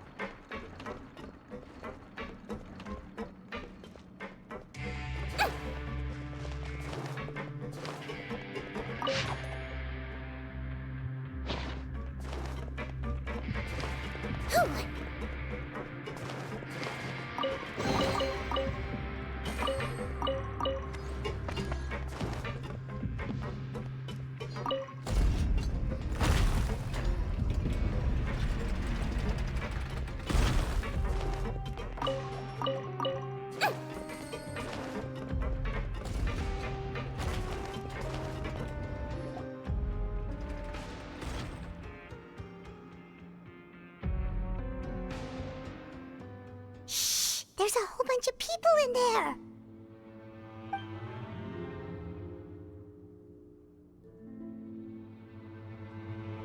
Are you serious? You're telling us that within a day, our faces are going to rot like yours? Fontanian physiology changed dramatically after that great flood, and it's not as compatible with this face-changing solution as before. The side effects are as you can see. Why didn't you say anything before we all used it? Look, my plan got you all out of prison, didn't it? You'd have much bigger problems to worry about right now if the Marechaussee Phantom found out about your other crimes. Consider an ugly mug getting off lightly. Ugh. You're just lucky we didn't leave you in there after you disappeared on us with no warning. We only let it slide because we're former partners. And now you have the gall to pull a stunt like this? Partners? Make no mistake, each of us is only looking out for himself. If you place too much trust in others, well, I'm afraid that's your problem. You hid things from me too. Remember how you each had a spare potion? You kept quiet about it until we planned the prison break? Oh, and you didn't have a secret spare? Then do you want to explain how you melted your face off before all this? Guys, that's enough. Calm down. It is what it is. Arguing won't change anything. What's the plan, Potton? I'm assuming you brought us here for a reason? There is no plan. We followed him here on the promise of more juice, but it turns out there ain't a drop here. Besides, what does it matter now anyway? He already said, even if we did get our hands on more of that stuff, switching faces again solves nothing. They're still gonna meld off eventually. I said enough arguing! Potton, tell us the plan. The most practical solution is to continue using the potion. Keep switching to a new face before the ulcers can start forming. Are you kidding me? This stuff was hard enough to get a hold of even when we had a supply. Now you're asking us to use it like skin lotion, after the flood all but wiped the supply out? Well, there is another option. But you'll have to make a deal with me first. Okay, now we're talking. What's the deal? I have a document I took from that researcher that details how to make a replacement. Just give me one bottle of the undiluted fluid, and I'll get to work. What's the problem? I thought you always kept reserves. Or do you really just have one spare bottle each? What do you think? That we were shipping them into the fortress of Meripede by the basket load? Well then, say hello to never showing your marred faces in public again. Ugh, I've heard enough! Get him! Let's see if that document even exists! Freeze! Marechaussee Phantom! What? Who let them in? Officer Morgan, before anything else, please find out Rawat's status. Rawat? I don't see him. Hand over the hostage now, if you want any chance of avoiding an extension to your sentences. Spare us your condescending attempts to coax us back to our cells. You think we're looking to negotiate? Rawat is dead. Potton? Arrest them all! Don't let anyone get away!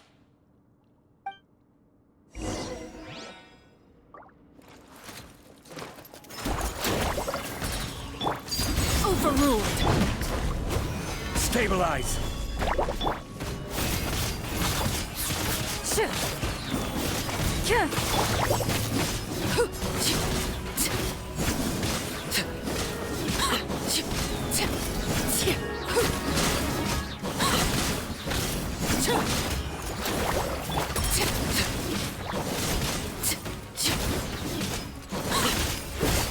Transfixed! Into the shadows.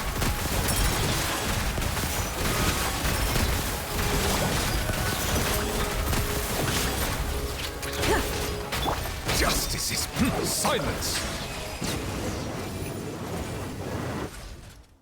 Huh. Gotta say, I never expected to see the head nurse in combat. Some patients respond better to a more aggressive treatment plan. Did we get everyone? Captain, we finished the head count. Potton's missing. Over there! The door's closing!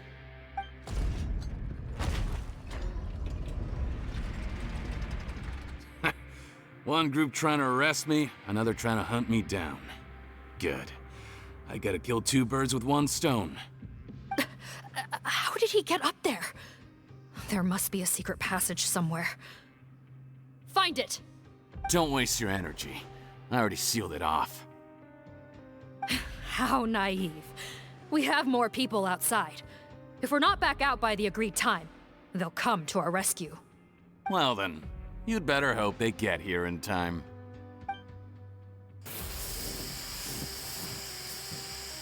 There's some kind of gas leaking from the pipes. Be careful, it's poisonous. This is our distribution center, where we store the product derived from our source solution. We had to use special fire prevention methods to prevent contamination. The pipe network here was designed to emit a gas for firefighting. One little modification later, and it makes an efficient death trap. Why would you do this? Your partners are here too. Oh, please. If they can't supply what I need, they're of no further use to me. Besides, I can't have them exposing my potential whereabouts. He's a maniac! Come on, we gotta find a way to open that door! Go ahead, struggle in vain. Once the last of you croaks, no one will ever find me again. So long! Are you sure you're ready to leave, Potton? You haven't changed your dressing today. You can't cure my face, just give up. And what if I could? Nice try. You're just trying to stall me. Don't you worry about me. I'll find a way to cure my face once I get out of here. Oh, I doubt it. After all, Fontanians can no longer dissolve in primordial seawater. What the... How did you... The key component of the face-changing potion is the fluid left behind by dissolved Fontanians. It might look like ordinary water, but it has some unique elements in it. Before the flood, all Fontanians were oceanids, physiologically speaking. A potion made from that fluid could dissolve and reconstruct the face of a Fontanian in much the same way as hydroidolins change form. Theoretically, it could give someone any appearance they wished. But since the flood, Fontanians have become true humans. They can no longer provide the source material for this potion, nor reap its benefits. Are you saying this potion is made from Fontanians dissolved with primordial seawater? Then their crimes are far worse than I thought. How could you know all of this? No, wait. Of course! Well, well. So that's why you have a human appearance. It also means that I have a formula you're unaware of. The air's getting thicker. It's getting hard to breathe.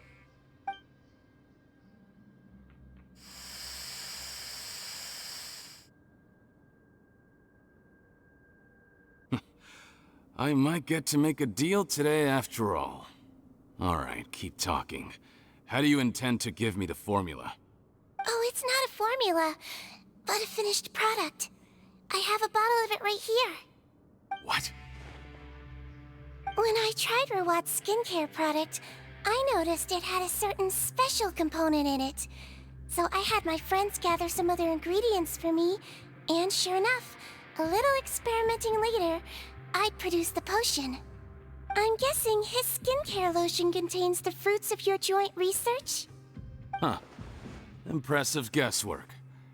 Yeah, we were a supplier for some of the raw ingredients. But it only contains a tiny amount of the active ingredient. The effect is minuscule compared to the undiluted fluid. Well, I found a way to reverse the dilution process, giving the skincare lotion a similar effect to the fluid it is derived from. That's impossible. If I tell you some of the ingredients, I think you can figure it out. First, you need to combine tainted hydrophantasm tissue with transoceanic pearls at a ratio of around 3 to 7. Tainted hydrophantasms and transoceanic pearls. I see. can't believe I never thought of that. So, can we make a deal? Sounds good to me. There's a delivery pipeline beneath this window. Drop the potion in, and I'll release you all. Nope, not trusting you that easily. You're like those naughty kids who try to hide their illness. Open the sluice gate first, then I'll hand you the potion. Even if you're not bluffing, your potion won't cure my face permanently. You really think you have any leverage here? I'm not closing the valve this time. Clock's ticking. Fine, then I'll just stand here with the potion in my hand. And when I faint from the poison, I'll drop it and it'll be destroyed. No.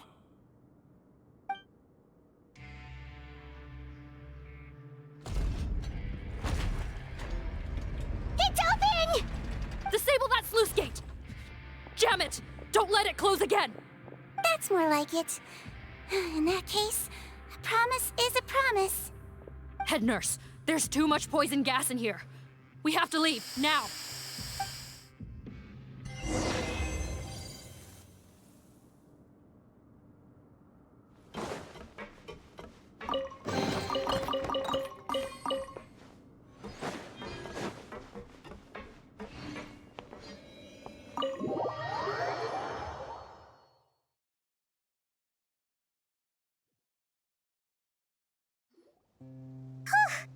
That was too close.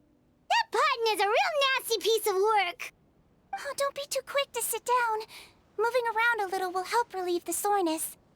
Same goes for you, Traveler. Oh, but Paimon, you should be fine, right? Flying fast is pretty tiring too, actually.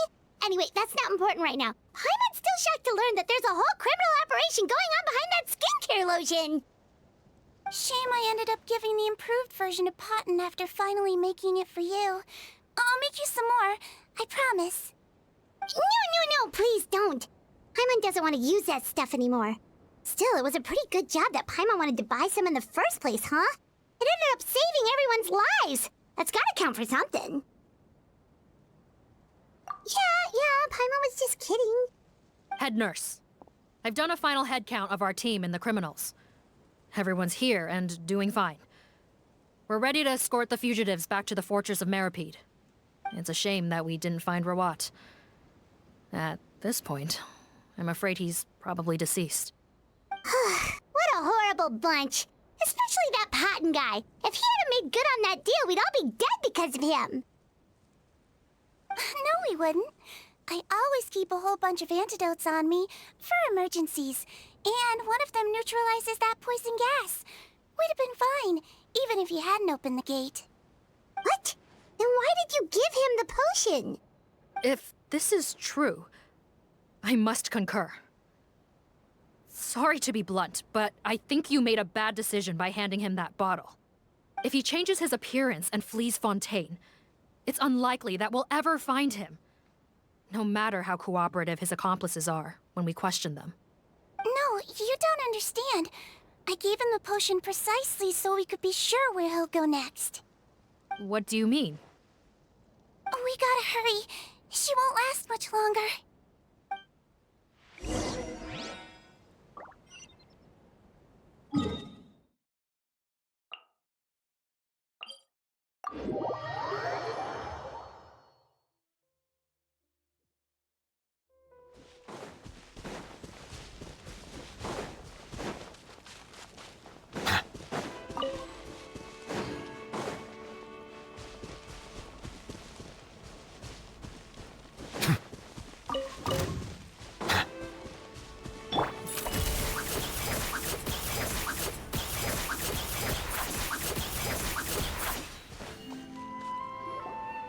Don't move a muscle. I might be short, but I pack a mean punch. Captain, you're just in time. While I was lying in wait, I spotted this crook snooping around, trying to find a way in. So I detained him. Whoa. His face. Are you... Potten? So this is where you were heading, huh? What? This is how Potten looked before his face was marred. His current appearance matches the mugshot on his arrest warrant. I see. Wait, so what's going on? Wasn't the whole point of the potion to disguise himself and escape Fontaine? Why would he change back to his original face and run right into our trap? Enough of this nonsense. Let me in! You better pipe down. There's an old lady in there who's very sick. No way are we letting a crook like you inside. To heck with it. Listen to me. I'm Rawat. That's my mother in there. He's gotta be lying, right? Rawat was a victim in all this. He was forced into it against his will. How can he and this monster be the same person? Forced against his will? That's the funniest thing I've heard all day. Back when I was being coerced, everyone thought I was colluding of my own free will. And then when I actually became a criminal in my own right, you all suddenly thought I must be under duress. Amazing what a difference a handsome face makes. Save us the speech. Explain yourself. You want an explanation? Fine. I'll tell it how it is. When I was just Potton, the whole world treated me with contempt. Ew. What do you want? Get away from me. Women despise me. Collaborate? You don't look like much of a researcher to me. My peers scorned me. Mr. Potton, was it? I'm most interested in your research. Consider my offer carefully. I doubt you'll find other investment opportunities. Only villains would work with me. You want out of the game? Forget about it. Turns out, I slipped up a little. Left your picture with some Marechaussee Phantom officers. Easy mistake to make. Now they've listed you as an accomplice and drawn up an arrest warrant. So I suggest you put any thoughts of running away to rest. If you get caught by the guards for being in the synth business, you ain't ever seeing the light of day again.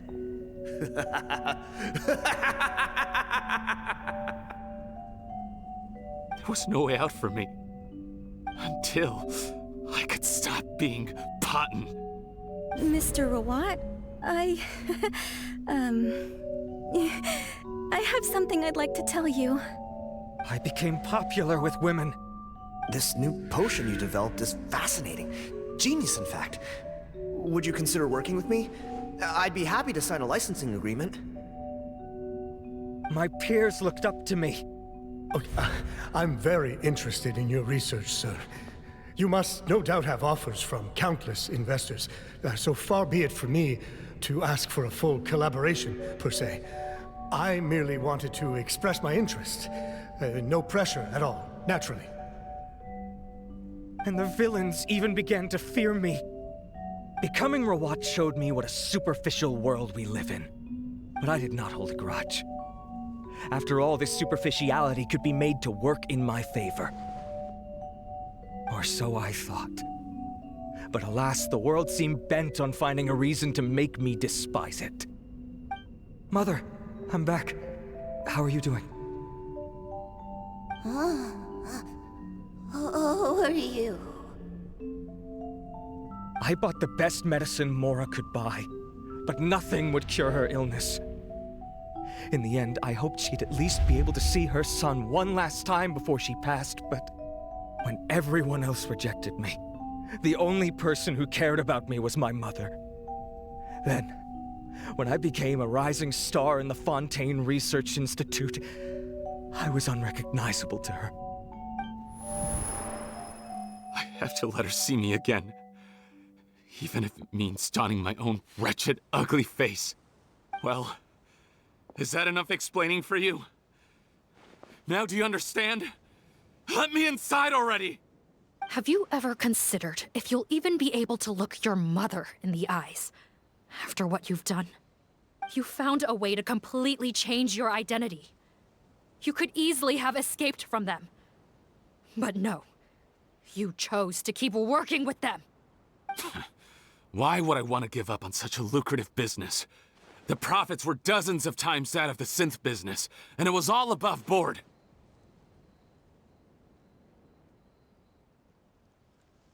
So you kept being a villain just for the money? Villain? By what standard? Is doing evil deeds really what makes someone a villain in your eyes? Or does it all come down to the way they look? None of you saw a villain when I was wearing my other face, did you? You have no right to judge me! You're all just fake people living in a hypocritical world! I regret nothing! My mother would understand! You're a villain to the core! But especially that tongue! Honestly, I don't see a villain when I look at your current face either. Don't humor me. You don't seem surprised by my confession in the least. How long have you known the truth? I didn't know anything for sure until you chose to take that potion bottle and spare our lives. But if you're asking when I started suspecting you, it was the first time you came to see me at the infirmary. I had to confirm my suspicions. That's why I chose to join this investigation. Are you kidding me? A young, promising researcher and a wretched criminal? What on earth gave you the idea that they could be one and the same person? Well, there were no visual clues. This potion's face-changing effects are very powerful. Even as a Melazine, I couldn't see through the disguise. But I believe I understand humanity a little better than most of my kind. Humans have certain fundamental qualities that do not change with their appearance. Fundamental qualities, huh? So you think you're the one who's seen through me, do you? Most people probably don't know this, but I think I can guess what your deal is. Melazine constitutions are very close to that of water, so it stands to reason that the potion should work on them too. You use it yourself, didn't you? That's why you have a human appearance. Seedween? Yes, you're right.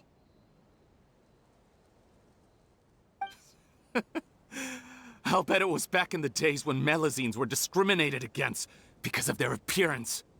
It was either carry on living in the gutters as part of an alien race cast out by humanity, or become the head nurse of the fortress of Meripede, revered by all.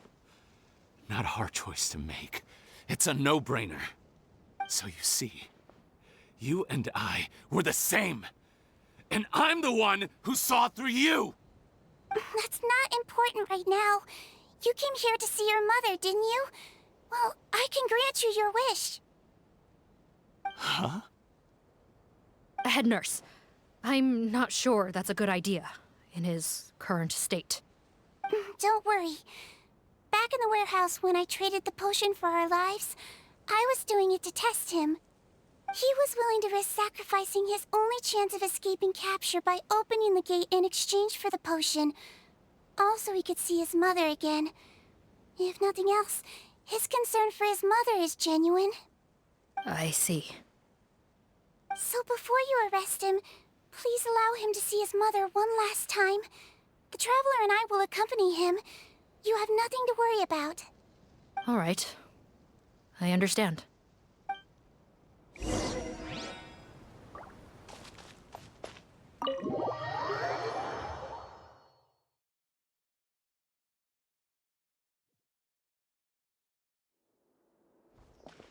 Mom? It's me, Potton, your son. You recognize me now, don't you? Mom, what's wrong? I'm sorry, but I have some bad news. I examined your mother last time we were here, and it appears that due to her prolonged fever, she's lost her eyesight. What? Your appearance no longer has any bearing on her ability to recognize you. But there are always other ways to remind our loved ones who we are. Wouldn't you say? No, it can't be. Please, Mom, open your eyes. It's me, your son, Potton. If you really can't see my face, then here, take my hand. Tell me you feel your son's hand. I've done so much to get to this point. Please, you have to recognize me. No, no, no, no! The temperature of his palm must have changed. I'm sorry. It seems I couldn't bring him back to you after all.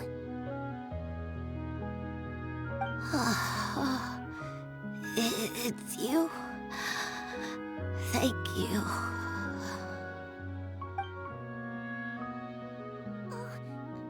Of course.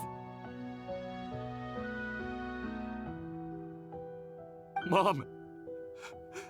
Why will you answer her and not me? Why? Why? No more questions, Potton. She's gone. Mom? Mom? I'm sorry to say this, Potton, but you and I are not the same.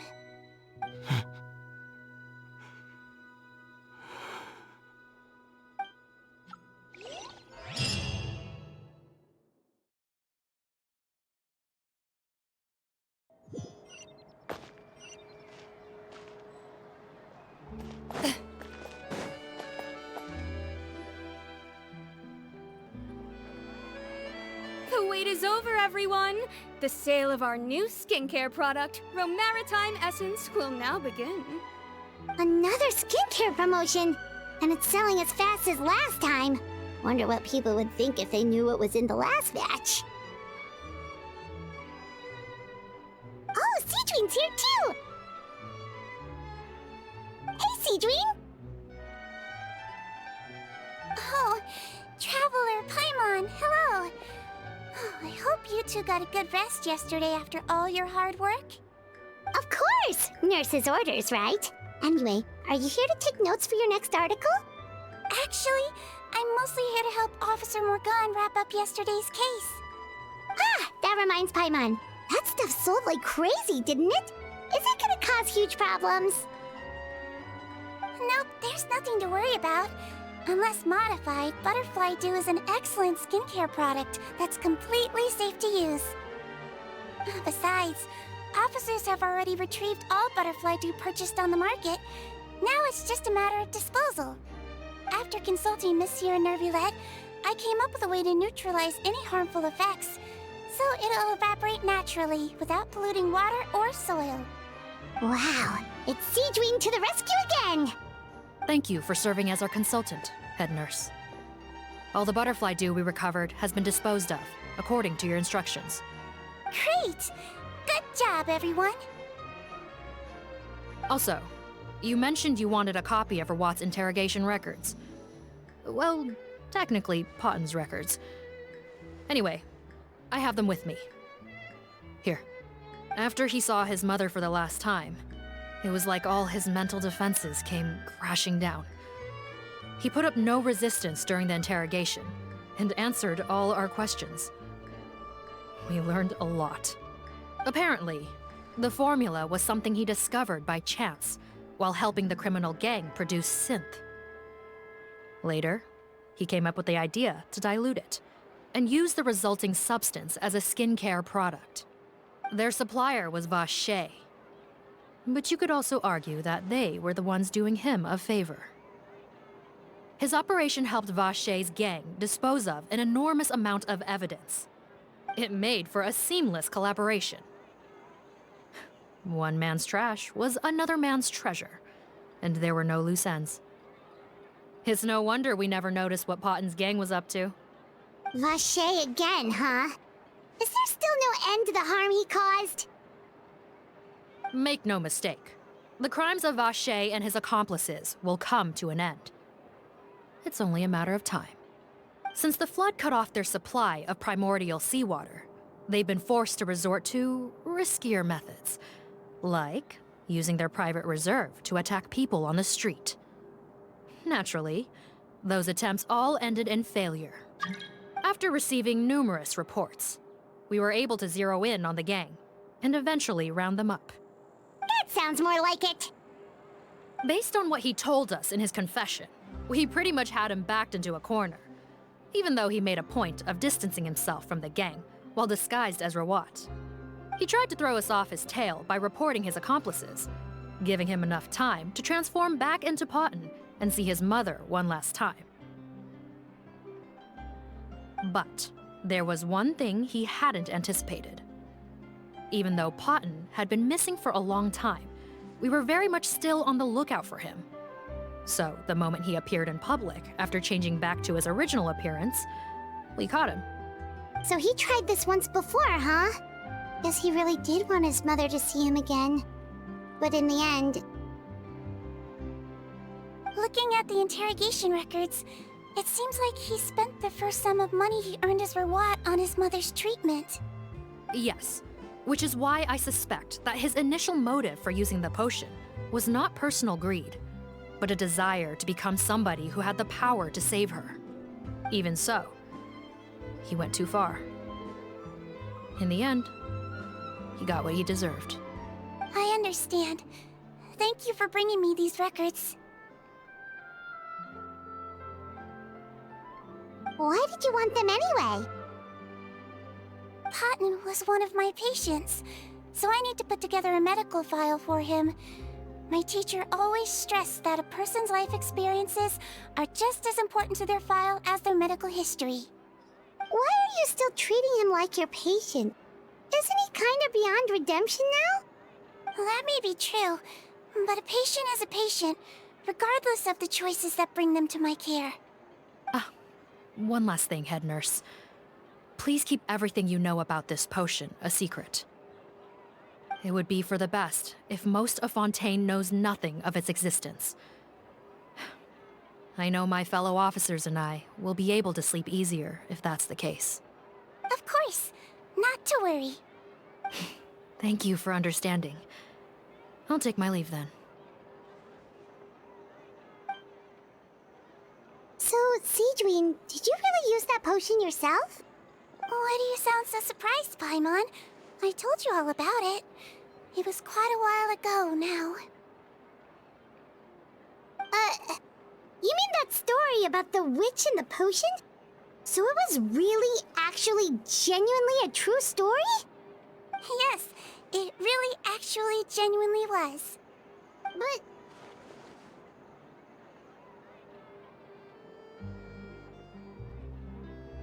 I know. There are some secrets I can't tell anyone about. But considering everything we've been through together, I know I can trust you with them. Before I tell you though, could you follow me somewhere? I want to pay my respects to an old friend. Of course!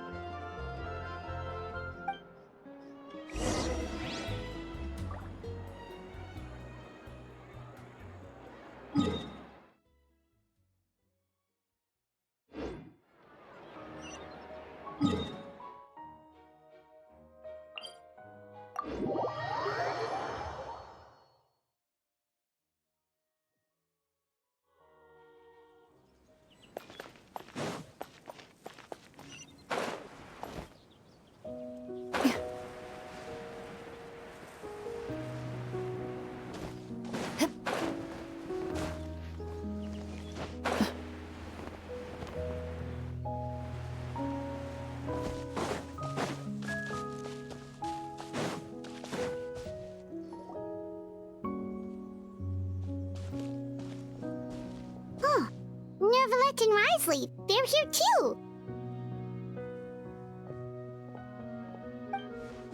Good to see you, Traveler. Paimon. I trust all has been going well for you? Big news, everyone. The Udex is out of his office on important business. Is that genuinely something people would consider big news? Why wouldn't they? Important business is a big deal. Ah, yes, you're quite right. When someone you care about requires emotional support, being there for them at the right time and place is of the utmost importance.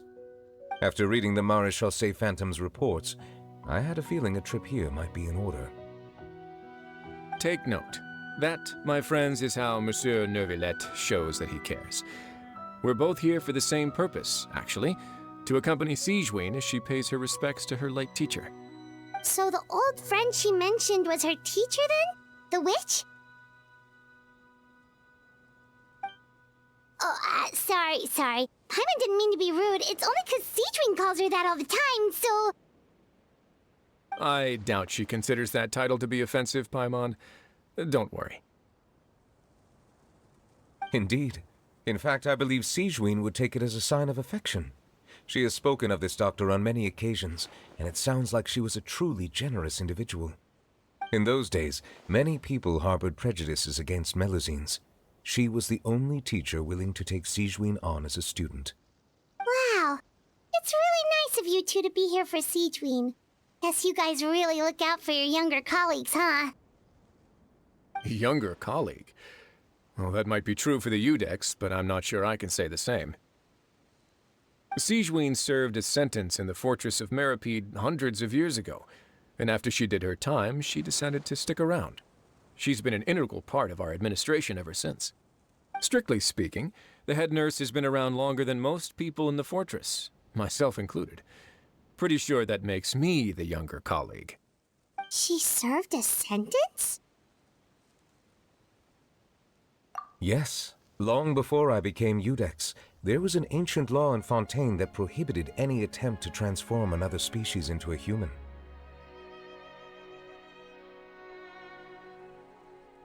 Initially, I and most researchers believed this law to have been imposed due to ethical concerns. But now, it seems more likely that the law was nothing more than an insurance policy, a way for Egeria to ensure that her people would remain insulated from the truth, thus enabling them to lead more straightforward, happier lives. Ignorance is bliss, as they say. Sigewinne had her reasons for choosing to obtain a human form, but the act was nonetheless in clear violation of the law. Could you tell us a little bit more about what happened back then? Certainly. Sigewinne does not object to her close friends learning about her history. In fact, I first learned of it myself because she confessed the truth to me of her own volition.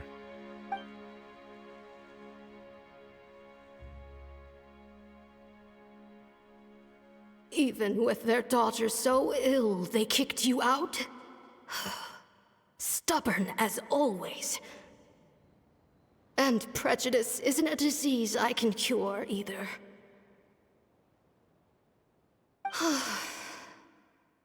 Shame that I don't have the energy to get over there. You're laughable, you old witch. You want to save everyone in Fontaine, but you can't even save the patient before you. Master, what are you... I discovered a strange disease, one I suspect that every Fontainian suffers from. But without witnesses or proof, no one will believe me. I had no choice but to experiment on myself to find a cure, but I hit a wall. And as you can see, it took a wretched toll on me. Then I'll find a cure for you, and then you can go cure her. There's no need. I am beyond saving now.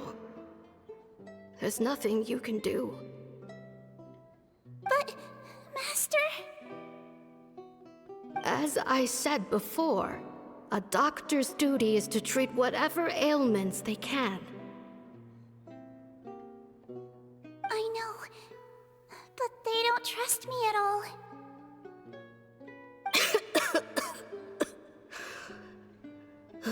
That girl. She's your first ever patient, isn't she? Tell me, what cost are you willing to bear to see her cured? I'll do whatever it takes. Even if it means breaking the law and being punished for it? As long as I don't hurt anyone, yes.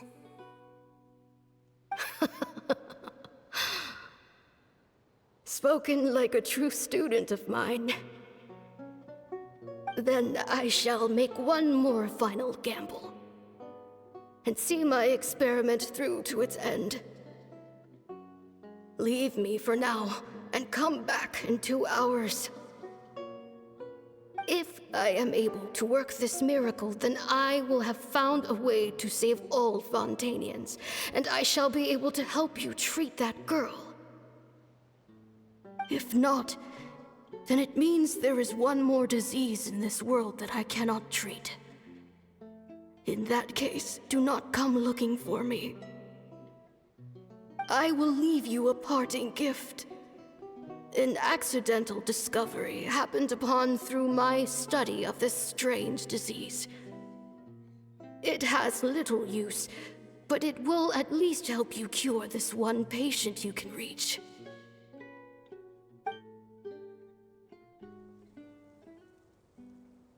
When Sigewinne returned, the miracle had not occurred. She found a potion bottle and a note on the table. After using the potion as instructed, she gained her current form, breaking Fontaine's law in the process. And after I had confirmed the veracity of the events, I gave my verdict. So that's what happened. I fear Sigewinne only understood the full story after the truth about the dissolution of Fontanians was uncovered. When I reflected on all this with that knowledge in hand, I felt a deep sense of regret. As I use the law to uphold justice, there are times when I cannot help but acknowledge its ruthlessness. After the final details of the events surrounding Sigewinne's transformation came to light, I checked several sources and, thankfully, the legal code does not require Sigewinne to shoulder any additional punishment. Wonder how she feels about all this. Since she invited you here, I imagine she intends to speak of these matters with you, no?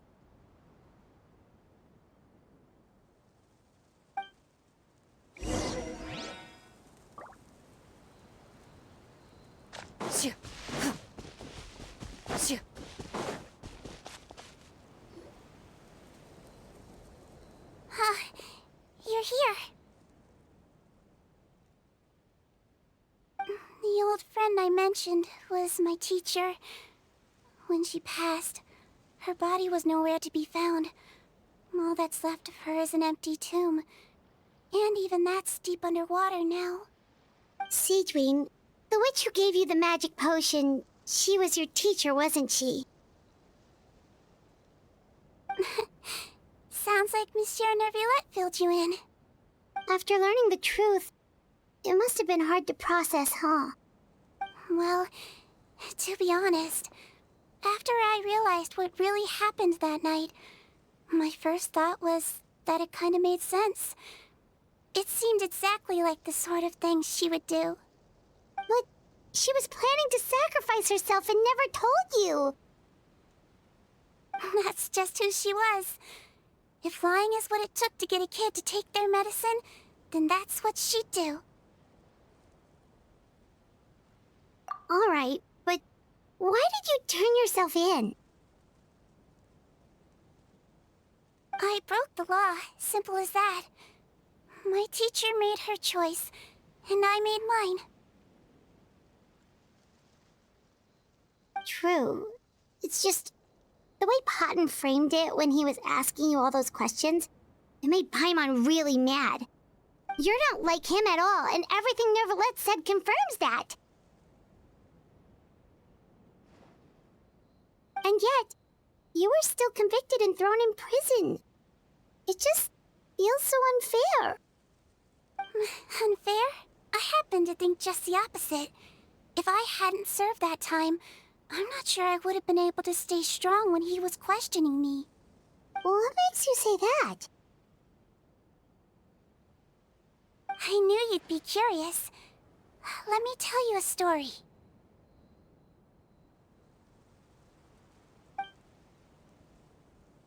The verdict came down. This Melusine is guilty. The Iudex defended the authority of Fontaine law, but he did not confiscate the Melusine's medical kit. And so, the Fortress of Meripede gained a new little doctor. She still wore her hood and raincoat, even though it never rained in the fortress. Perhaps thanks to her human appearance, no one refused her treatment. She treated more and more patients, and her sentence grew ever shorter. Finally, the people of the fortress could not live without her, and though her sentence ended, she did not leave them either. Then one day, she received an invitation from the outside world. The location seemed familiar, and when she arrived, an old lady was waiting for her. She saw right through the Melizine's disguise, but didn't reveal it. Instead, she asked a question. Tell me, why do you think you gained the respect of so many people, despite being a Melazine? Because I look like a human? It's been 50 years, Sijuin, and you haven't aged a day. I think everyone knows you are not human. I finally found you, after all these years. I still remember, you know. It was you who saved me that night. But how? I was no longer a Melazine by then. Does it really matter if you're human or Melazine? I remember the warmth of your palm. It's quite unmistakable. And you know what? It hasn't changed one bit. You don't have to hide anymore, Sijuin. These days, everyone wants to make friends with Melazines. And I think that it's all because of you. I'm sorry I couldn't say this until now, but thank you, Dr. Melazine. Now that's an ending Paimon can get behind. After hearing everything Paten said, I wanted to tell him that it didn't matter who he looked like on the outside. But it was too late. The warmth in his palm had already disappeared. I tried to treat him, but the roots of his problem had nothing to do with his face. I understand. Thanks, you two. I appreciate you being here for me while I talk this through. Oh, it's nothing. Our pleasure. Oh, there's one more reason I invited you here. It's about time I finally give you what I promised. In order to restore the appearances of the face-swapping victims, the Marechaussee Phantom gave me special permission to make a few bottles of that potion. And I made one extra just for you two. We don't need it though. Shouldn't we destroy it? Well, even if you chose to destroy it, I still thought I should give it to you first. You two did so much for me. How could I break my promise? Well, fair enough, but anyway, Paimon's definitely not interested in this stuff anymore. Still, if this is the very last bottle in all of Teyvat, getting rid of it would feel like kind of a waste. Maybe we can give it a special meaning somehow. Oh, Paimon's got it! Melazine physiology wasn't affected by the Great Flood, right? So that means the potion should have a permanent effect on you. In that case, what do you say, Sijuin? Ever thought about transforming back to the way you used to look? After all, from a Melazine point of view, Paimon bets Melazines look the cutest of all. Paimon, after everything, do you really think it matters whether I'm Melazine or a human? Well, what was Paimon thinking? You made up your mind a long time ago. Yeah, let's just destroy this thing. Leave it to me.